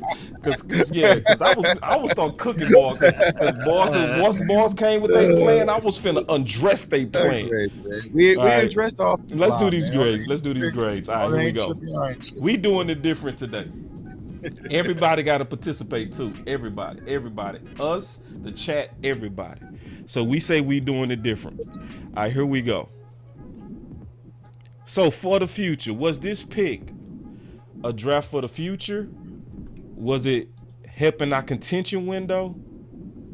Or was it both? And what's your grade for both? I need to know. I need to know your grade for both. All right, we gonna start with Big. You got to be quick on this one because we gonna go through all the picks. Okay, that's fine. It was a now and a future, and I'm gonna give it a solid B. Okay, why? Just real quick. Why? Because we needed to stop the run. That's one of our main Achilles heel for years and years and years, and we've been crying about getting the big D tackle. Well, we finally got one, and he's young. Let's go at it. Law. So your grade on Mazin, right? What's your grade for the future? For the future, I have to say an A, and then for the now, I'll have to say a B. And the only reason why I say future is because we addressing the situation far as core, and we needed help, and he will help everyone else out, and he got to get better than what he is right now. So yeah, that's why I look at it as an A for the future. All right, Tuck. I would go with both, and I'll give this pick an A. I feel like Mozzie helps us right now in the interior, stopping the run, and I feel like we had to go and get this run stopper because the way the defensive tackles was with this class, they were getting wiped out earlier. So you got a good quality guy in the first round, so I'll give it an A. They're both a future and a now pick. All right, DMV. For the future, I give it an A because they have a plan for him. He's going to come in. He's going to start, like you heard Will McClay say. More than likely, he's going to play some 3 technique. For now, again, they're going to get him on the field. I give that a B. So overall, it's about a B plus. I didn't like it at first, but I love it now. It grew on you. It grew on me too, even more. I learned some things. OC. I think that this is a futures and a now pick. I think that he's going to need a little bit of time to develop into what they think he can be. I think he gives you depth at the 1 technique position. He can play some 3 technique to get him some one-on-ones, but he just gives you depth as a 2-gap player outside of Jonathan Hankins that will be useful this year against the run. All right. So obviously, with it being both, I would definitely give it a future and a now pick. And this is the thing. I would have called this an A minus. I'm gonna now call it an A plus on both, because after listening real close to Will McClay, he addressed some of my concerns. So I know me and your concern, DMV, and I think Tuck was his motive, right? That was our concern. Yeah. But then Well, Will McClay made a good case that he was Yeah. playing so many snaps with Michigan. He gonna be a rotational player with us. You know what I mean? So we should be able to get a whole lot out of him. So I give it an A on both. So going to Shoemaker. We gonna start with you this time, since we finished with you the last time, OC. We gonna start with you. Is this a futures pick? And what's your grade on it? And or is it a now pick? Did it make a contender? I don't think that this pick in particular made us any better. And I'm giving this pick a C minus because he's really useful if one of our tight ends goes down. I think they'll force feed him on the field because he is a 2nd-round pick. But I just have my doubts that he's going to truly beat out Hendershot or Ferguson based on what I seen them do last year. That's my opinion. All right, so we gonna go backwards just like we did. So it's on you, DMV. Okay, so I honestly think this is more of a future pick. I think that he offers some things in the blocking game that they like. So for future, I give it a B. For now, I give it a C plus because I think that we got a tight end 3 in round 2. But he's going to be able to come in and do some of the dirty work, and it'll allow those other guys to do more of the stretching the field. I'm gonna go ahead and go. For the future, I give it an F. I mean, no.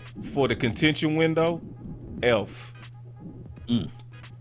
This was the wrong pick for contention, in my opinion. If you trying to win it, this was not your pick.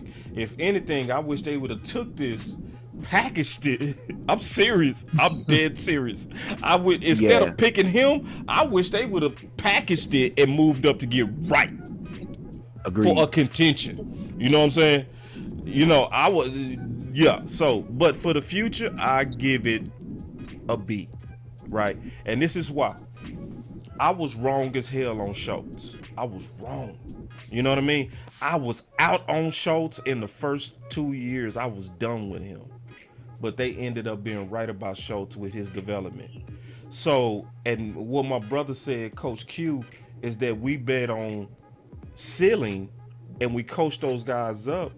It's the fact that he's even going into a great coaching environment with Coach Wells. So for his future, outstanding. I think he go off. I just don't think he go start off that way. You know what I mean? The chances of tight ends, and especially me looking at history, I doubt he can get 400 yards this year. If he get 400 yards and 4 touchdowns in a traditional developmental plan, that's gonna be outstanding. You know what I mean? If he tight end 2 and get 400 yards, that's gonna be amazing. OCD, we already went with you. We got locked. Okay, locked.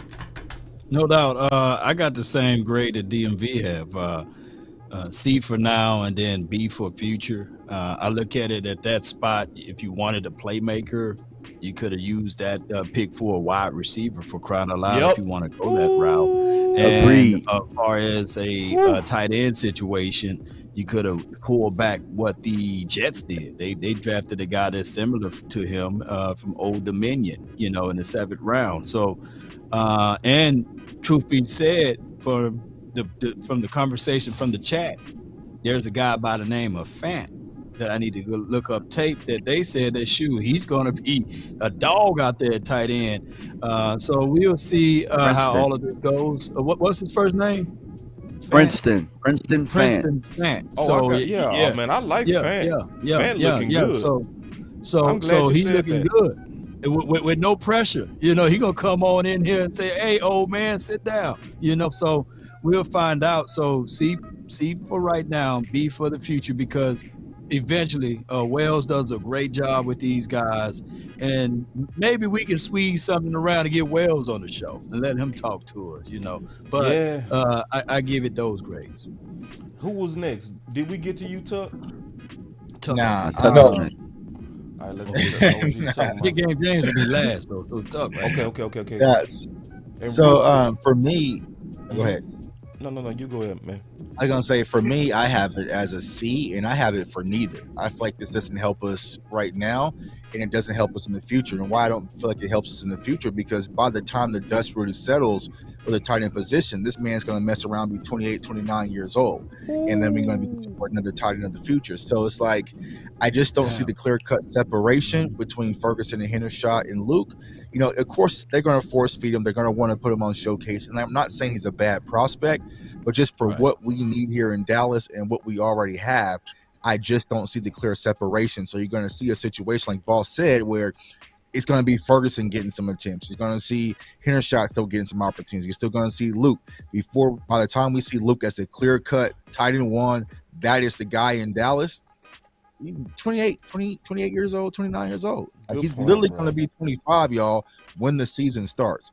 2 shoulder injuries, quad injuries. It's already amounted up. And like, for a blocking tight end with 2 bad shoulders, good luck. So I'm at a C. And that's just being nice about it. So.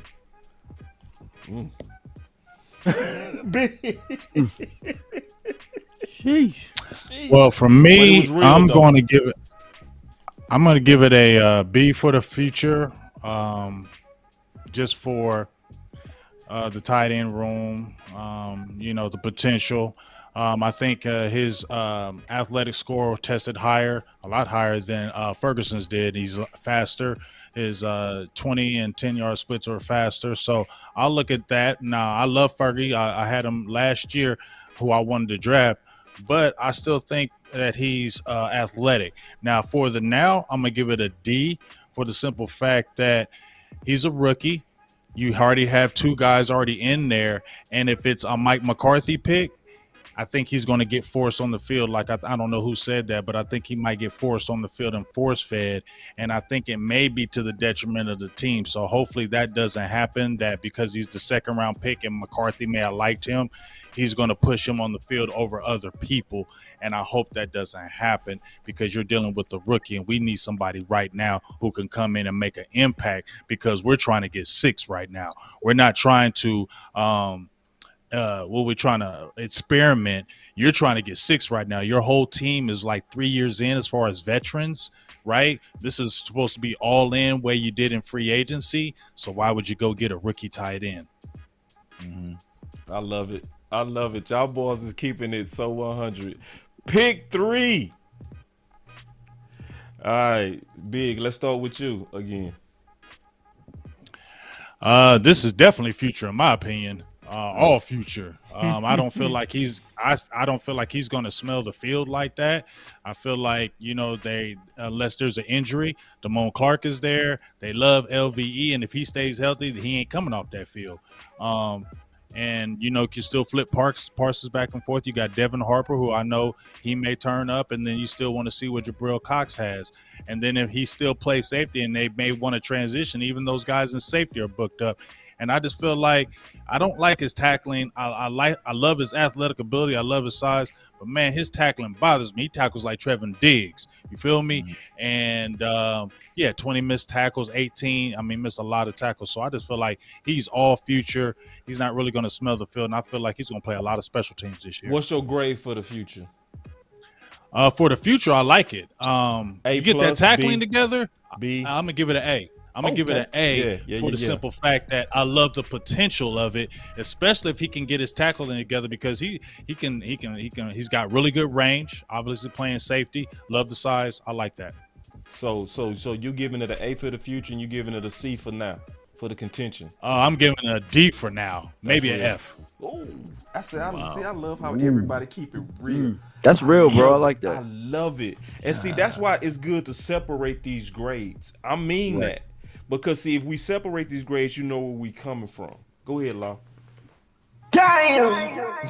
Yeah. Oh, man. All right. So, God, now. Woo! All right, man. You just smattered. You shattered my guy, man. He's one of my favorite picks out of this draft. Me too. I give him a B+ for now, and then an A for a future, because when you look at everything that he can do, he brings that to the table. I get it what you say with the tackles, the missed tackles. Reminded me of Dono. Dono had about 18 missed tackles last season. We don't talk about that much because he had 5 sacks, but it goes all the way back a little bit further, because I know he's Dono is a safety and this is a linebacker now. There was a guy that my brother keep reminding me every year, and his name for the 49ers is Talano Hufanga. You know, if you were to give him a grade for the now and future, when the 49ers had drafted him, he was a 4'6" guy, didn't show you a lot, but he played with a chip on his shoulder with aggressiveness. Yeah. He was a reckless abandonment guy. Right. And he himself had 20 missed tackles, right? But nobody's talking about that because they see the passion. So I may see the similar things because these dudes don't tackle anymore. Dono don't tackle right. No. Hufanga don't tackle right for the 49ers, right? Curse don't tackle right. And now you seeing that this guy, he really don't wrap tackle like you wanted, but he had the mindset and the mentality. So I think that I don't want him to curve those things. Give me the over aggressive guy. Give me the guy that can also cover in the middle of the hook to flat, that can also got those, hey, Boss Cowboy, he also got those DB hips still, you know? So that's why I see high upside, because this is a contract year for J-Rock, right? Contract year for him, and this gonna bring all types of pressure for Jabril Cox. So that's why I give him the A for the future, a B for right now. All right, OC. Yeah, man, I think that this guy, in terms of right now, I don't think that he might not play a lot this year. So for those reasons, I'm gonna give it a C+. But I think that future it'll be B+. I like his athleticism. I think he's your prototypical, fast linebacker, AK / big nickel. Obviously, they have doubts about Jabril Cox, or you don't draft a guy like this. Obviously, you got J-Ron Curse, who is your big nickel, and you got Wilson, who you re-sign on a short-term deal. He probably could end up in the future replacing either one of those guys. So in the future, I think he'll add a lot of value. I just don't see him playing a lot this year unless it's injury. So I think that, in terms of the missed tackles, I had an issue with Cox tackling, but even when he got into the games, when he did, he showed improvement on that. And I look at the way a guy misses tackles. He missed tackles just because he's not breaking down, he's not being inside out, and what I call he's shooting his pistol. He's shooting his pistol, but sometimes he's missing when he's shooting his shot.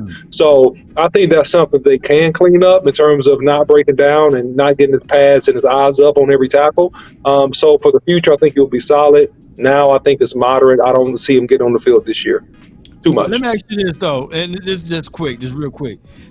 Is this like a league situation? Because these guys don't tackle the way they're supposed to be. Like if you look at the way Parsons tackle, he's not a real form wrap tackle guy. What is that? Is that like a league thing that they don't teach that much in college anymore, or we just overanalyzing the tackling situation on how they tackle? I think it's how they tackle. Because Curse is an amazing tackler, so I mean, think he don't Curse don't miss tackles, don't but miss Curse no tackle. he don't tackle up to form where you wrap. You know what I mean? Gator Yeah. roll. Yeah, I think I think it all depends on how these guys are trained, and it depends on their mentalities. I think it's a lot that go into it. But I would just say, to be quick on the pick, I would just say I like it for now and in the future, because I see a ramp up of these type of linebackers, right? And these type of linebackers might play faster than what we think. The reason being because when you start putting all them smaller linebackers in the box, what's happening to them? They getting beat up. Y'all ain't notice how Curse getting beat up in that box? So and then Cox not even really hitting the field. He might end up playing faster than what we think. You know what I mean? So I like him now, and I would give him a B+ now. I'm gonna give him an A+ into the future. The more I study him, because I comped him to Donovan Wilson, and Mike McCarthy comped him to Donovan Wilson, and Will McClay all comped him to Donovan Wilson. All of us would give Donovan Wilson right now A+. You know what I mean? So if we seeing Donovan Wilson out of him, but bigger, that's an A+ into the future, and a B for right now, in my opinion. Yeah, I mean, when it comes to Overshown, it's a little bit difficult, right? I feel like both, I would say just from the standpoint of special teams, Mike McCarthy mentioned he's going to be out there on special teams, so he might give us a boost there. But from the future aspect, I was probably thinking about maybe a B-, and I feel like when it comes to that kind of position, that hybrid linebacker / safety, we already got two young ones already in house with Israel McQuamu and also Marquise Bell. 5 with those. Yeah. If you add Curse, Cox, Bell, right, and Israel, you right. That's 5. Right. So you already kind of got those that already kind of fit that mold. So it's going to be really up to him now. He kind of put up the picture about he wanted to be a Cowboy and he's excited to be a Cowboy, so that's going to boost him. But there's going to be a lot of competition for him to really cut through. So I'll give him a B-. Like I said, it's nothing too crazy when it comes to Overshown. Like Big Game said, his tackling. And a Big Game watches Texas closely. Like, he struggled with tackling. Actually, the kid wearing number 0 right now in Texas, I'd probably favor a little bit more. He's only a freshman, right? But I feel like he's going to get quality. Yeah,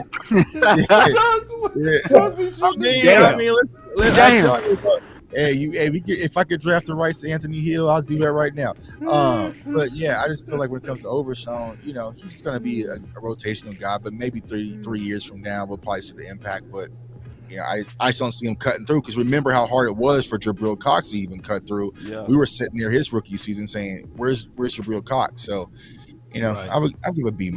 Yeah. So the depth of the room, good analysis. For me, man, I just want to let y'all know I really, really like the pick. I don't like it for now as much because, and so for contingency, I'm gonna say it's a C, because he could do so many things. He's had so many coaches in college that they don't have one set thing. I don't know if they'll have a plan for him other than maybe him playing Will in some packages. I think he's a hook to curl guy. He does very, very good at passing on coverages and stuff like that. Flies to the football like a champion, like effort. Like, I mean, he'll chase down something on the backside like it's nothing. So on passing downs, I can see them putting him at will. Because if you think about it, in the San Francisco game, that's where we struggled, where they had Anthony, you know what I'm saying? They were attacking Anthony Barr. They weren't attacking Leighton Vander Esch and those guys in the passing game. So he might be able to help us in certain packages and on special teams. But for the future, I got B+, because, like I said, hook to girl kind of guy. He might be able to replace one of those safeties when their contract is up, or, we're looking, for an out. So I think it's a future pick, but he's a hell of a player. Quick question, DMV, and I hate to extend it. Who is your better cover linebacker out of this draft than him? Who's my better cover linebacker than him? Yeah. Cover. It's just cover, not in any other way. Yeah. It's probably him, bro. It's Probably probably him. right? That's what exactly. I had to hit me. I like this dude can cover, man. But y'all go ahead. Yeah. All right, so we got a lot of That was the same thing with Jabril though too. So True. We didn't use Dang, it. boy. Yeah, we didn't. Why you had And to say Jabril that? was better. My bad. I'm sorry. Shut up. My bad. No, But yeah. you do good, D. Let's kick You're it right. back off with You're you, right. man. You're right. Let's kick it back off with you, D. Okay, for Fehoko. So this was probably my second favorite pick in this draft. For right now, though, I as far as contention, I think it's a C- because they're talking about already putting him at the 3 technique, where I think he's more of an edge. Right. Now, I think they're gonna find out later on, when somebody gets injured and they got to put him in at the edge, that he's more of that in this scheme. But for the future, I think it's a B+ because he's a bodyguard. Remember, we talked about bodyguards from Micah Parsons, and that's what I think that he is. You know what I'm saying? He plays with very, very strong hands. He's a big boned dude. You know what I'm saying? So B+ for future, C- for now, because I don't think they're gonna know how to use him. Yeah, when it comes to hold on real quick, Fehoko, Tuck, I'm sorry. Keep grading too. Y'all don't slow down your grades. We want this on record.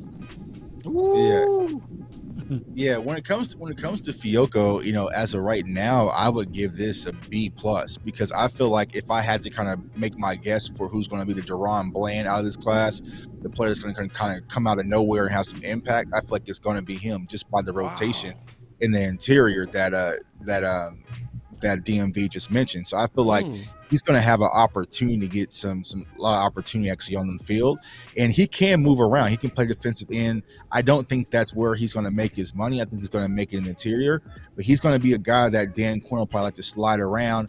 And I think earlier on in camp, you're going to see his high motor, his effort, because he's one of the guys who's always going to compete.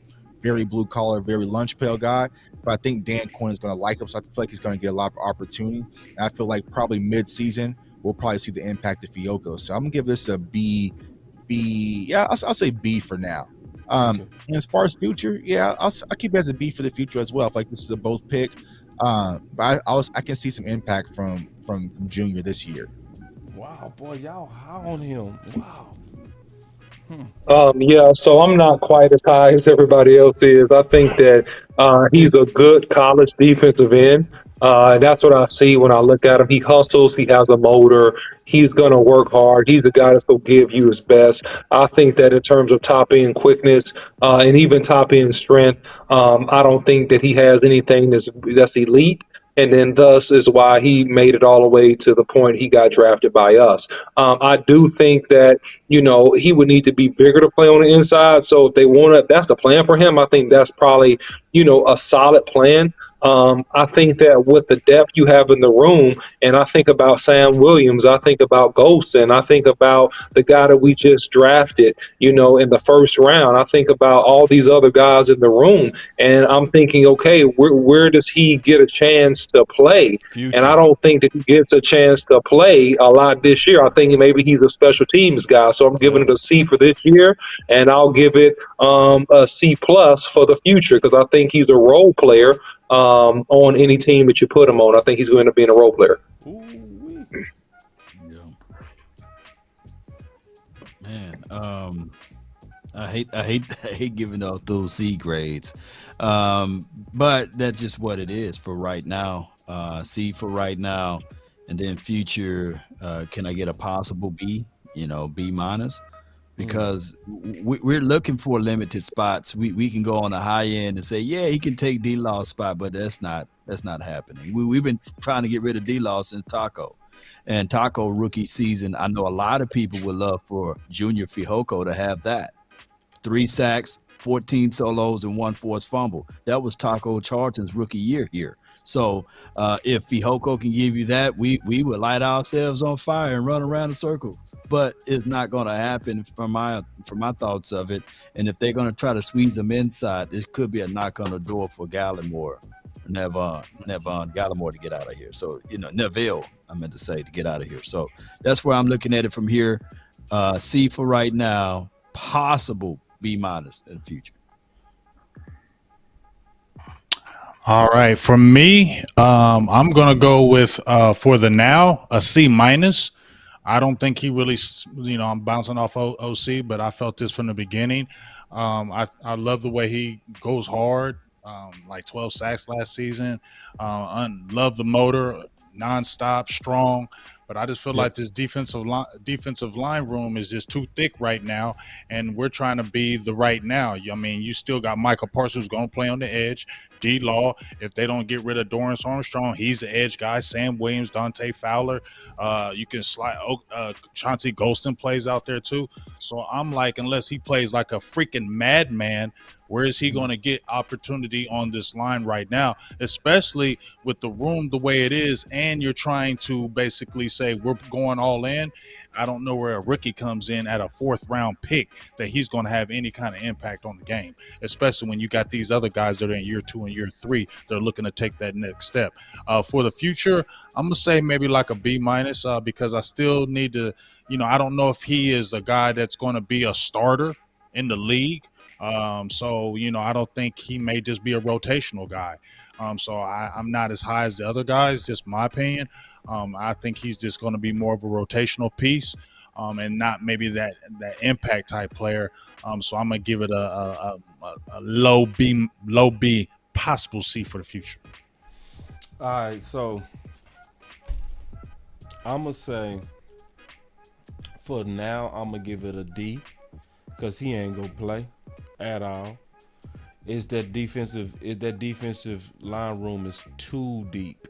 He not playing. If Sam Williams had trouble getting on the field, he not playing, y'all. It would have to be some massive injuries for him to see the field. So for D for now, but I would give it a A for the future because I feel like Dan Quinn is trying to go for his Bennett. I think that's what he's trying to do. I think he got a vision to create a Bennett in this dude.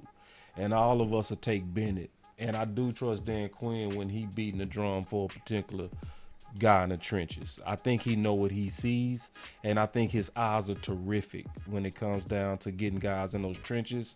He's willing to experiment. He's a mad scientist in that area, and I like what they're trying to do with this guy into the future, and I think it's going to pay off.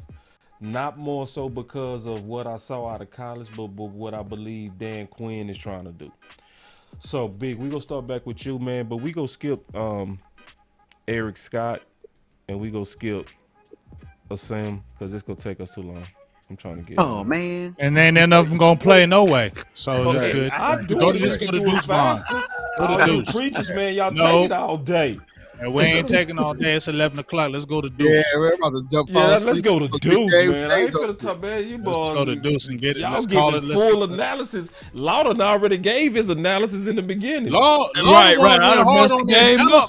I gave 1 by 1. Let's just go to Deuce. Hard too. Now, bro. Y'all take it all day. On the analysis too, but Tuck went hard in the draft. Yeah. Let me start. I'm gonna start with Deuce. Okay, and don't be long. I'm not gonna be long. I'm gonna give Deuce. A B for now. I'm gonna give a B. I'm gonna also give it a B into the future. I'm gonna say one thing quick about Deuce. I was one of those weird guys that never looked at the draft scene because I feel sorry for what's gonna happen with Deuce. Because eventually, and Cowboy Nation, please don't do Deuce like we've done Zeke, like we've done other people that gave their bones for this organization like Dez. Let's be sensitive with Deuce. Because, see, I thought about this. The same dad who cried when they drafted him, it's going to be the same dad that's eventually going to have to talk about how it's time to replace his son. Something that's so great is tomorrow gonna be super bad, and it's inevitable.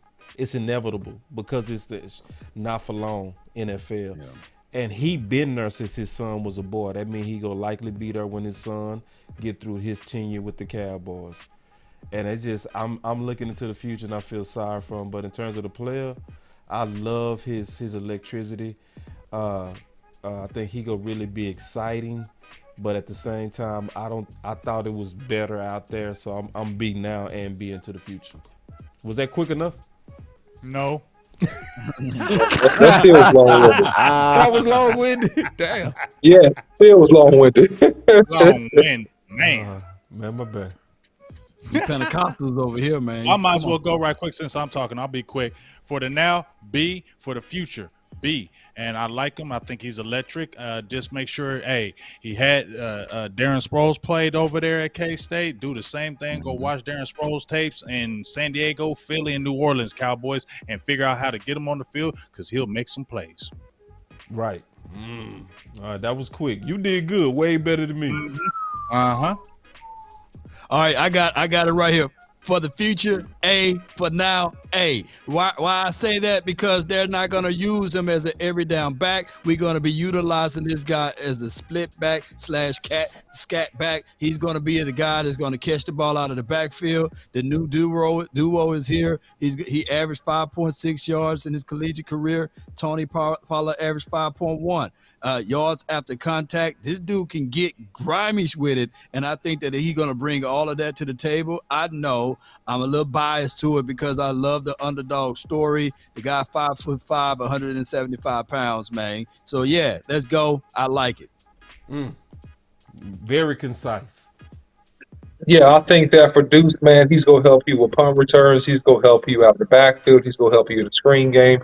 He's going to make some explosive plays for you even this year. So I'll give him a B.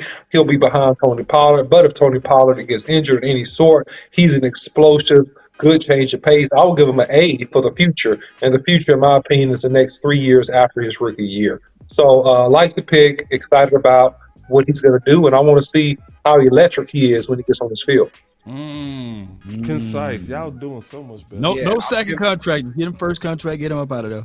Go ahead. Yeah, I'm giving this a B for now, just simply because Tony Pollard's in the way. But I'm giving it an A+ for the future because once Tony Pollard moves on next year, you have your future explosive running back. I got to watch Deuce up close and personal covering the Big 12. So I'm in the Big 12 championship game versus TCU. This kid's electric. He can do a lot of things great. And like I said, I just love the pick. This was kind of the pick that I was like, all right, it made me kind of forgive everything that else happened before a little bit. So love Deuce Vaughn. I feel like he's going to kind of just work his way in until we move on from Tony Pollard next year. But once he's one of those guys, Cowboys fans are going to love him. So love the pick. A+ for the future, B for now. Yeah, man. I don't know if y'all are major league fans, but give me Vaughn. Man, I got a B+ for the future. I got a B for right now. My comp to him was a Kevin Falk, Dave Meggett type. I think he's going to be around the league for a while, and I think that he's a perfect fit for the West Coast offense for what you asked the running back to do, getting him in space, making people miss. So this was an excellent pick by us. Excellent pick. That's the Cowboys I know. That's the Cowboys I know, and got Deuce. Y'all done talked me into an A. Yeah. But my final words. Man, first of all, thank everybody, man. This was a dream team. I really enjoyed it. I hate that the draft is over because that means that we're not doing these draft shows no more. So, you know, because you guys was fantastic, you know. I want to say especially, you know, shout out to the new people rocking with the final word. J Tuck, you know what I'm saying, DMV. Like, just made themselves at home from day one.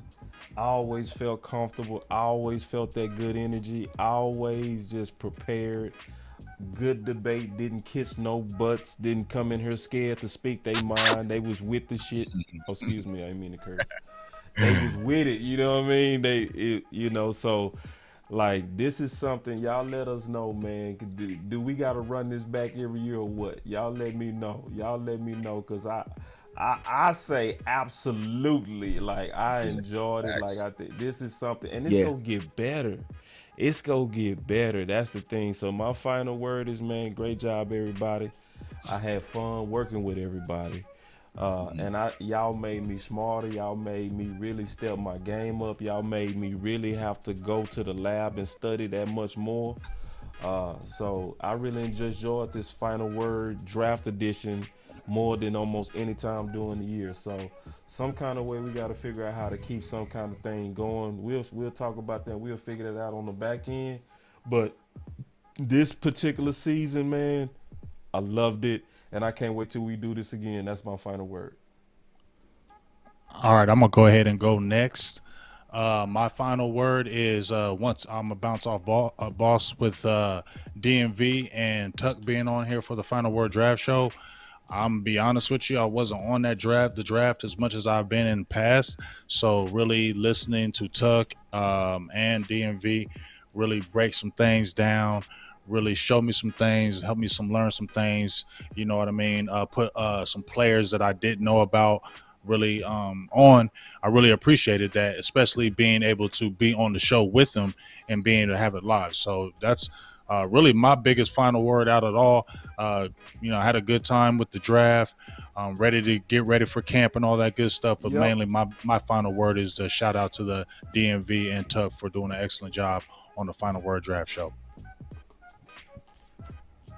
Yeah, man. Shout out to the entire panel, man. It's been real, man, doing this and then doing this post draft show. Cowboys are the Cowboys, man. We picked up some good pieces that can help us at least at depth and minimum with a few players that we hope really splash. So I'm hoping to see those guys splash early in the season, and we'll see what we're gonna get, man. And that's my final word. Real quick, it's 240 people, only 199 likes. Everybody take a second and hit that like button. Don't be a lurker, okay? That's kind of weird. Like, to be sitting here with all this good old content, with all this good debate that y'all saw, and it was real. It was no faking. All this stuff we was fighting about was real. No doubt. And round of applause to the OC Wi-Fi again, man. Come on, y'all. Yeah. Oh, clap it up. Yeah. I had to say that, OC, man. You know. Yeah, man, that boy good. Man. Always OC, man. OC came in here with 5, man. Man, Yes, don't it feel so good to just get some good old Wi-Fi out that OC? Man, I can't wait for the film breakdowns now from the OC. Oh, man, I'm going to go ahead and hit that button even though it ain't no film, just to pretend. Ooh. The OC. Clap it up for the OC Wi-Fi. The film breakdown. Y'all super chats have paid off. We finally cleaned up y'all gifts and donations have paid off. It paid off. Yeah, man. So I'll go, man. Once again, y'all, thanks for having me on, for the invite, man. This has been a blast. It's made the draft season fun. It's a grueling process. It's a lot of work, but week by week, man, you guys push me to my limits. And you know what? I ain't gonna be humble, man. We smoked this draft, y'all. Like we literally, we smoked this draft, Yeah, we did. Yeah. We smoked the hell out this draft, man. The point of purple and picks, like all these prospects besides Eric Scott, that's the only prospect y'all probably never heard about because I still can't find film on the kid. You know what I'm saying? So, for the most part, like even the undrafted guys from Isaiah Land to Darrell Johnson and Earl Bostic, who from the University of Kansas, like there's so many players that we've spoken about, whether on this show or on Twitter, that you guys should be informed. And that's what I really enjoy the most, is just educating the community. And what it's actually done is it's put more eyes, not just from Cowboys fans, but just around the NFL. I got Chicago Bears fans, New York Jets fans, like all types of fans now seeing what we do in our community because, like I said last night, we spoil Cowboys Nation. Not every fan base gets what we do. So, I just love it. These are my brothers, man. You guys push me. Next year, we definitely got to do it again. I'm excited for the future of this show because I already got visions in my mind how to take it bigger to the next level. So let's get it. Everyone who tuned in week by week, we appreciate you guys and I love it. But at the end of the day, y'all, we can't change the draft. Now it's time to get behind our players and support them and go get this championship, man. And that's my final word. Love it. No doubt. Yeah, man. Y'all all had excellent final words, and I appreciate you guys for having me on because I know that I was like the wild card of the bunch. I know that like Jay Tuck was like, get DMV on. So I really appreciate y'all, welcoming me and allowing me to come in and be part of the team. This was a different experience. It was something that I look forward to every week. It kept me sharp, and really just the brotherhood of it all was something that I look forward to doing next year and, doing more work and as we go along because it's a long off season. Yeah. It's a long off season, so we got to figure out some stuff. And really, to be honest, I think what we were able to do here, fellas, was we were able to we set a trend here with draft talk. A lot of people were following what we were saying, and a lot of people were creating articles and things off of what we were doing. So I'm very proud of what we were able to do and bring here. And again, thank you all for having me. No doubt, man. Always great, man, to do these type of exercise of the final word with all of you guys. Shout out to Coach Marv for the $5 super chat. He got some news out there that he said Law is there's news out there with Armstrong. He is on the hot spot like Basham. So look for some tractions to happen from there. Appreciate you, Coach Marv. Hey, everybody, man, I thank you guys for allowing me to get to 100K. I would not be here if it wasn't for you all. And I really appreciate us being all here working together, going over players, and keep us from going insane during the off season. It literally feels like there's no days off because Boss push out content. The OC got breakdowns. My guy Big Game James got unbelievable work. Jay Tuck got unbelievable work. DMV got unbelievable work too. So everybody come together and then they lay out their plans and everything looks smoothly and we get a chance to bounce our ideas, whether we agree or disagree. I love it, man. I couldn't want for anything else for the Cowboys universe or megaverse over here, man. So I appreciate y'all. Let's go. That's my thoughts. DC for life, not for short. Salute. That's it. All right, that's the final word, man. Y'all take it easy, man, and we gonna be back. We gonna appreciate the mods too, man. Thank y'all. He said I'm at 102 now. Yeah, baby. Hey, we have another party when we get to 105. You're gonna have to get 105 to get on in over here. Let me get on in 105. 1-3, the law. Let's go. Yeah, see, we gotta get you up to 1 million. See, if we get you up to 1 million, that means I'm gonna be at 100,000. You know what I mean? Yeah. Hey, I'm cool with that. You right at 6K right now.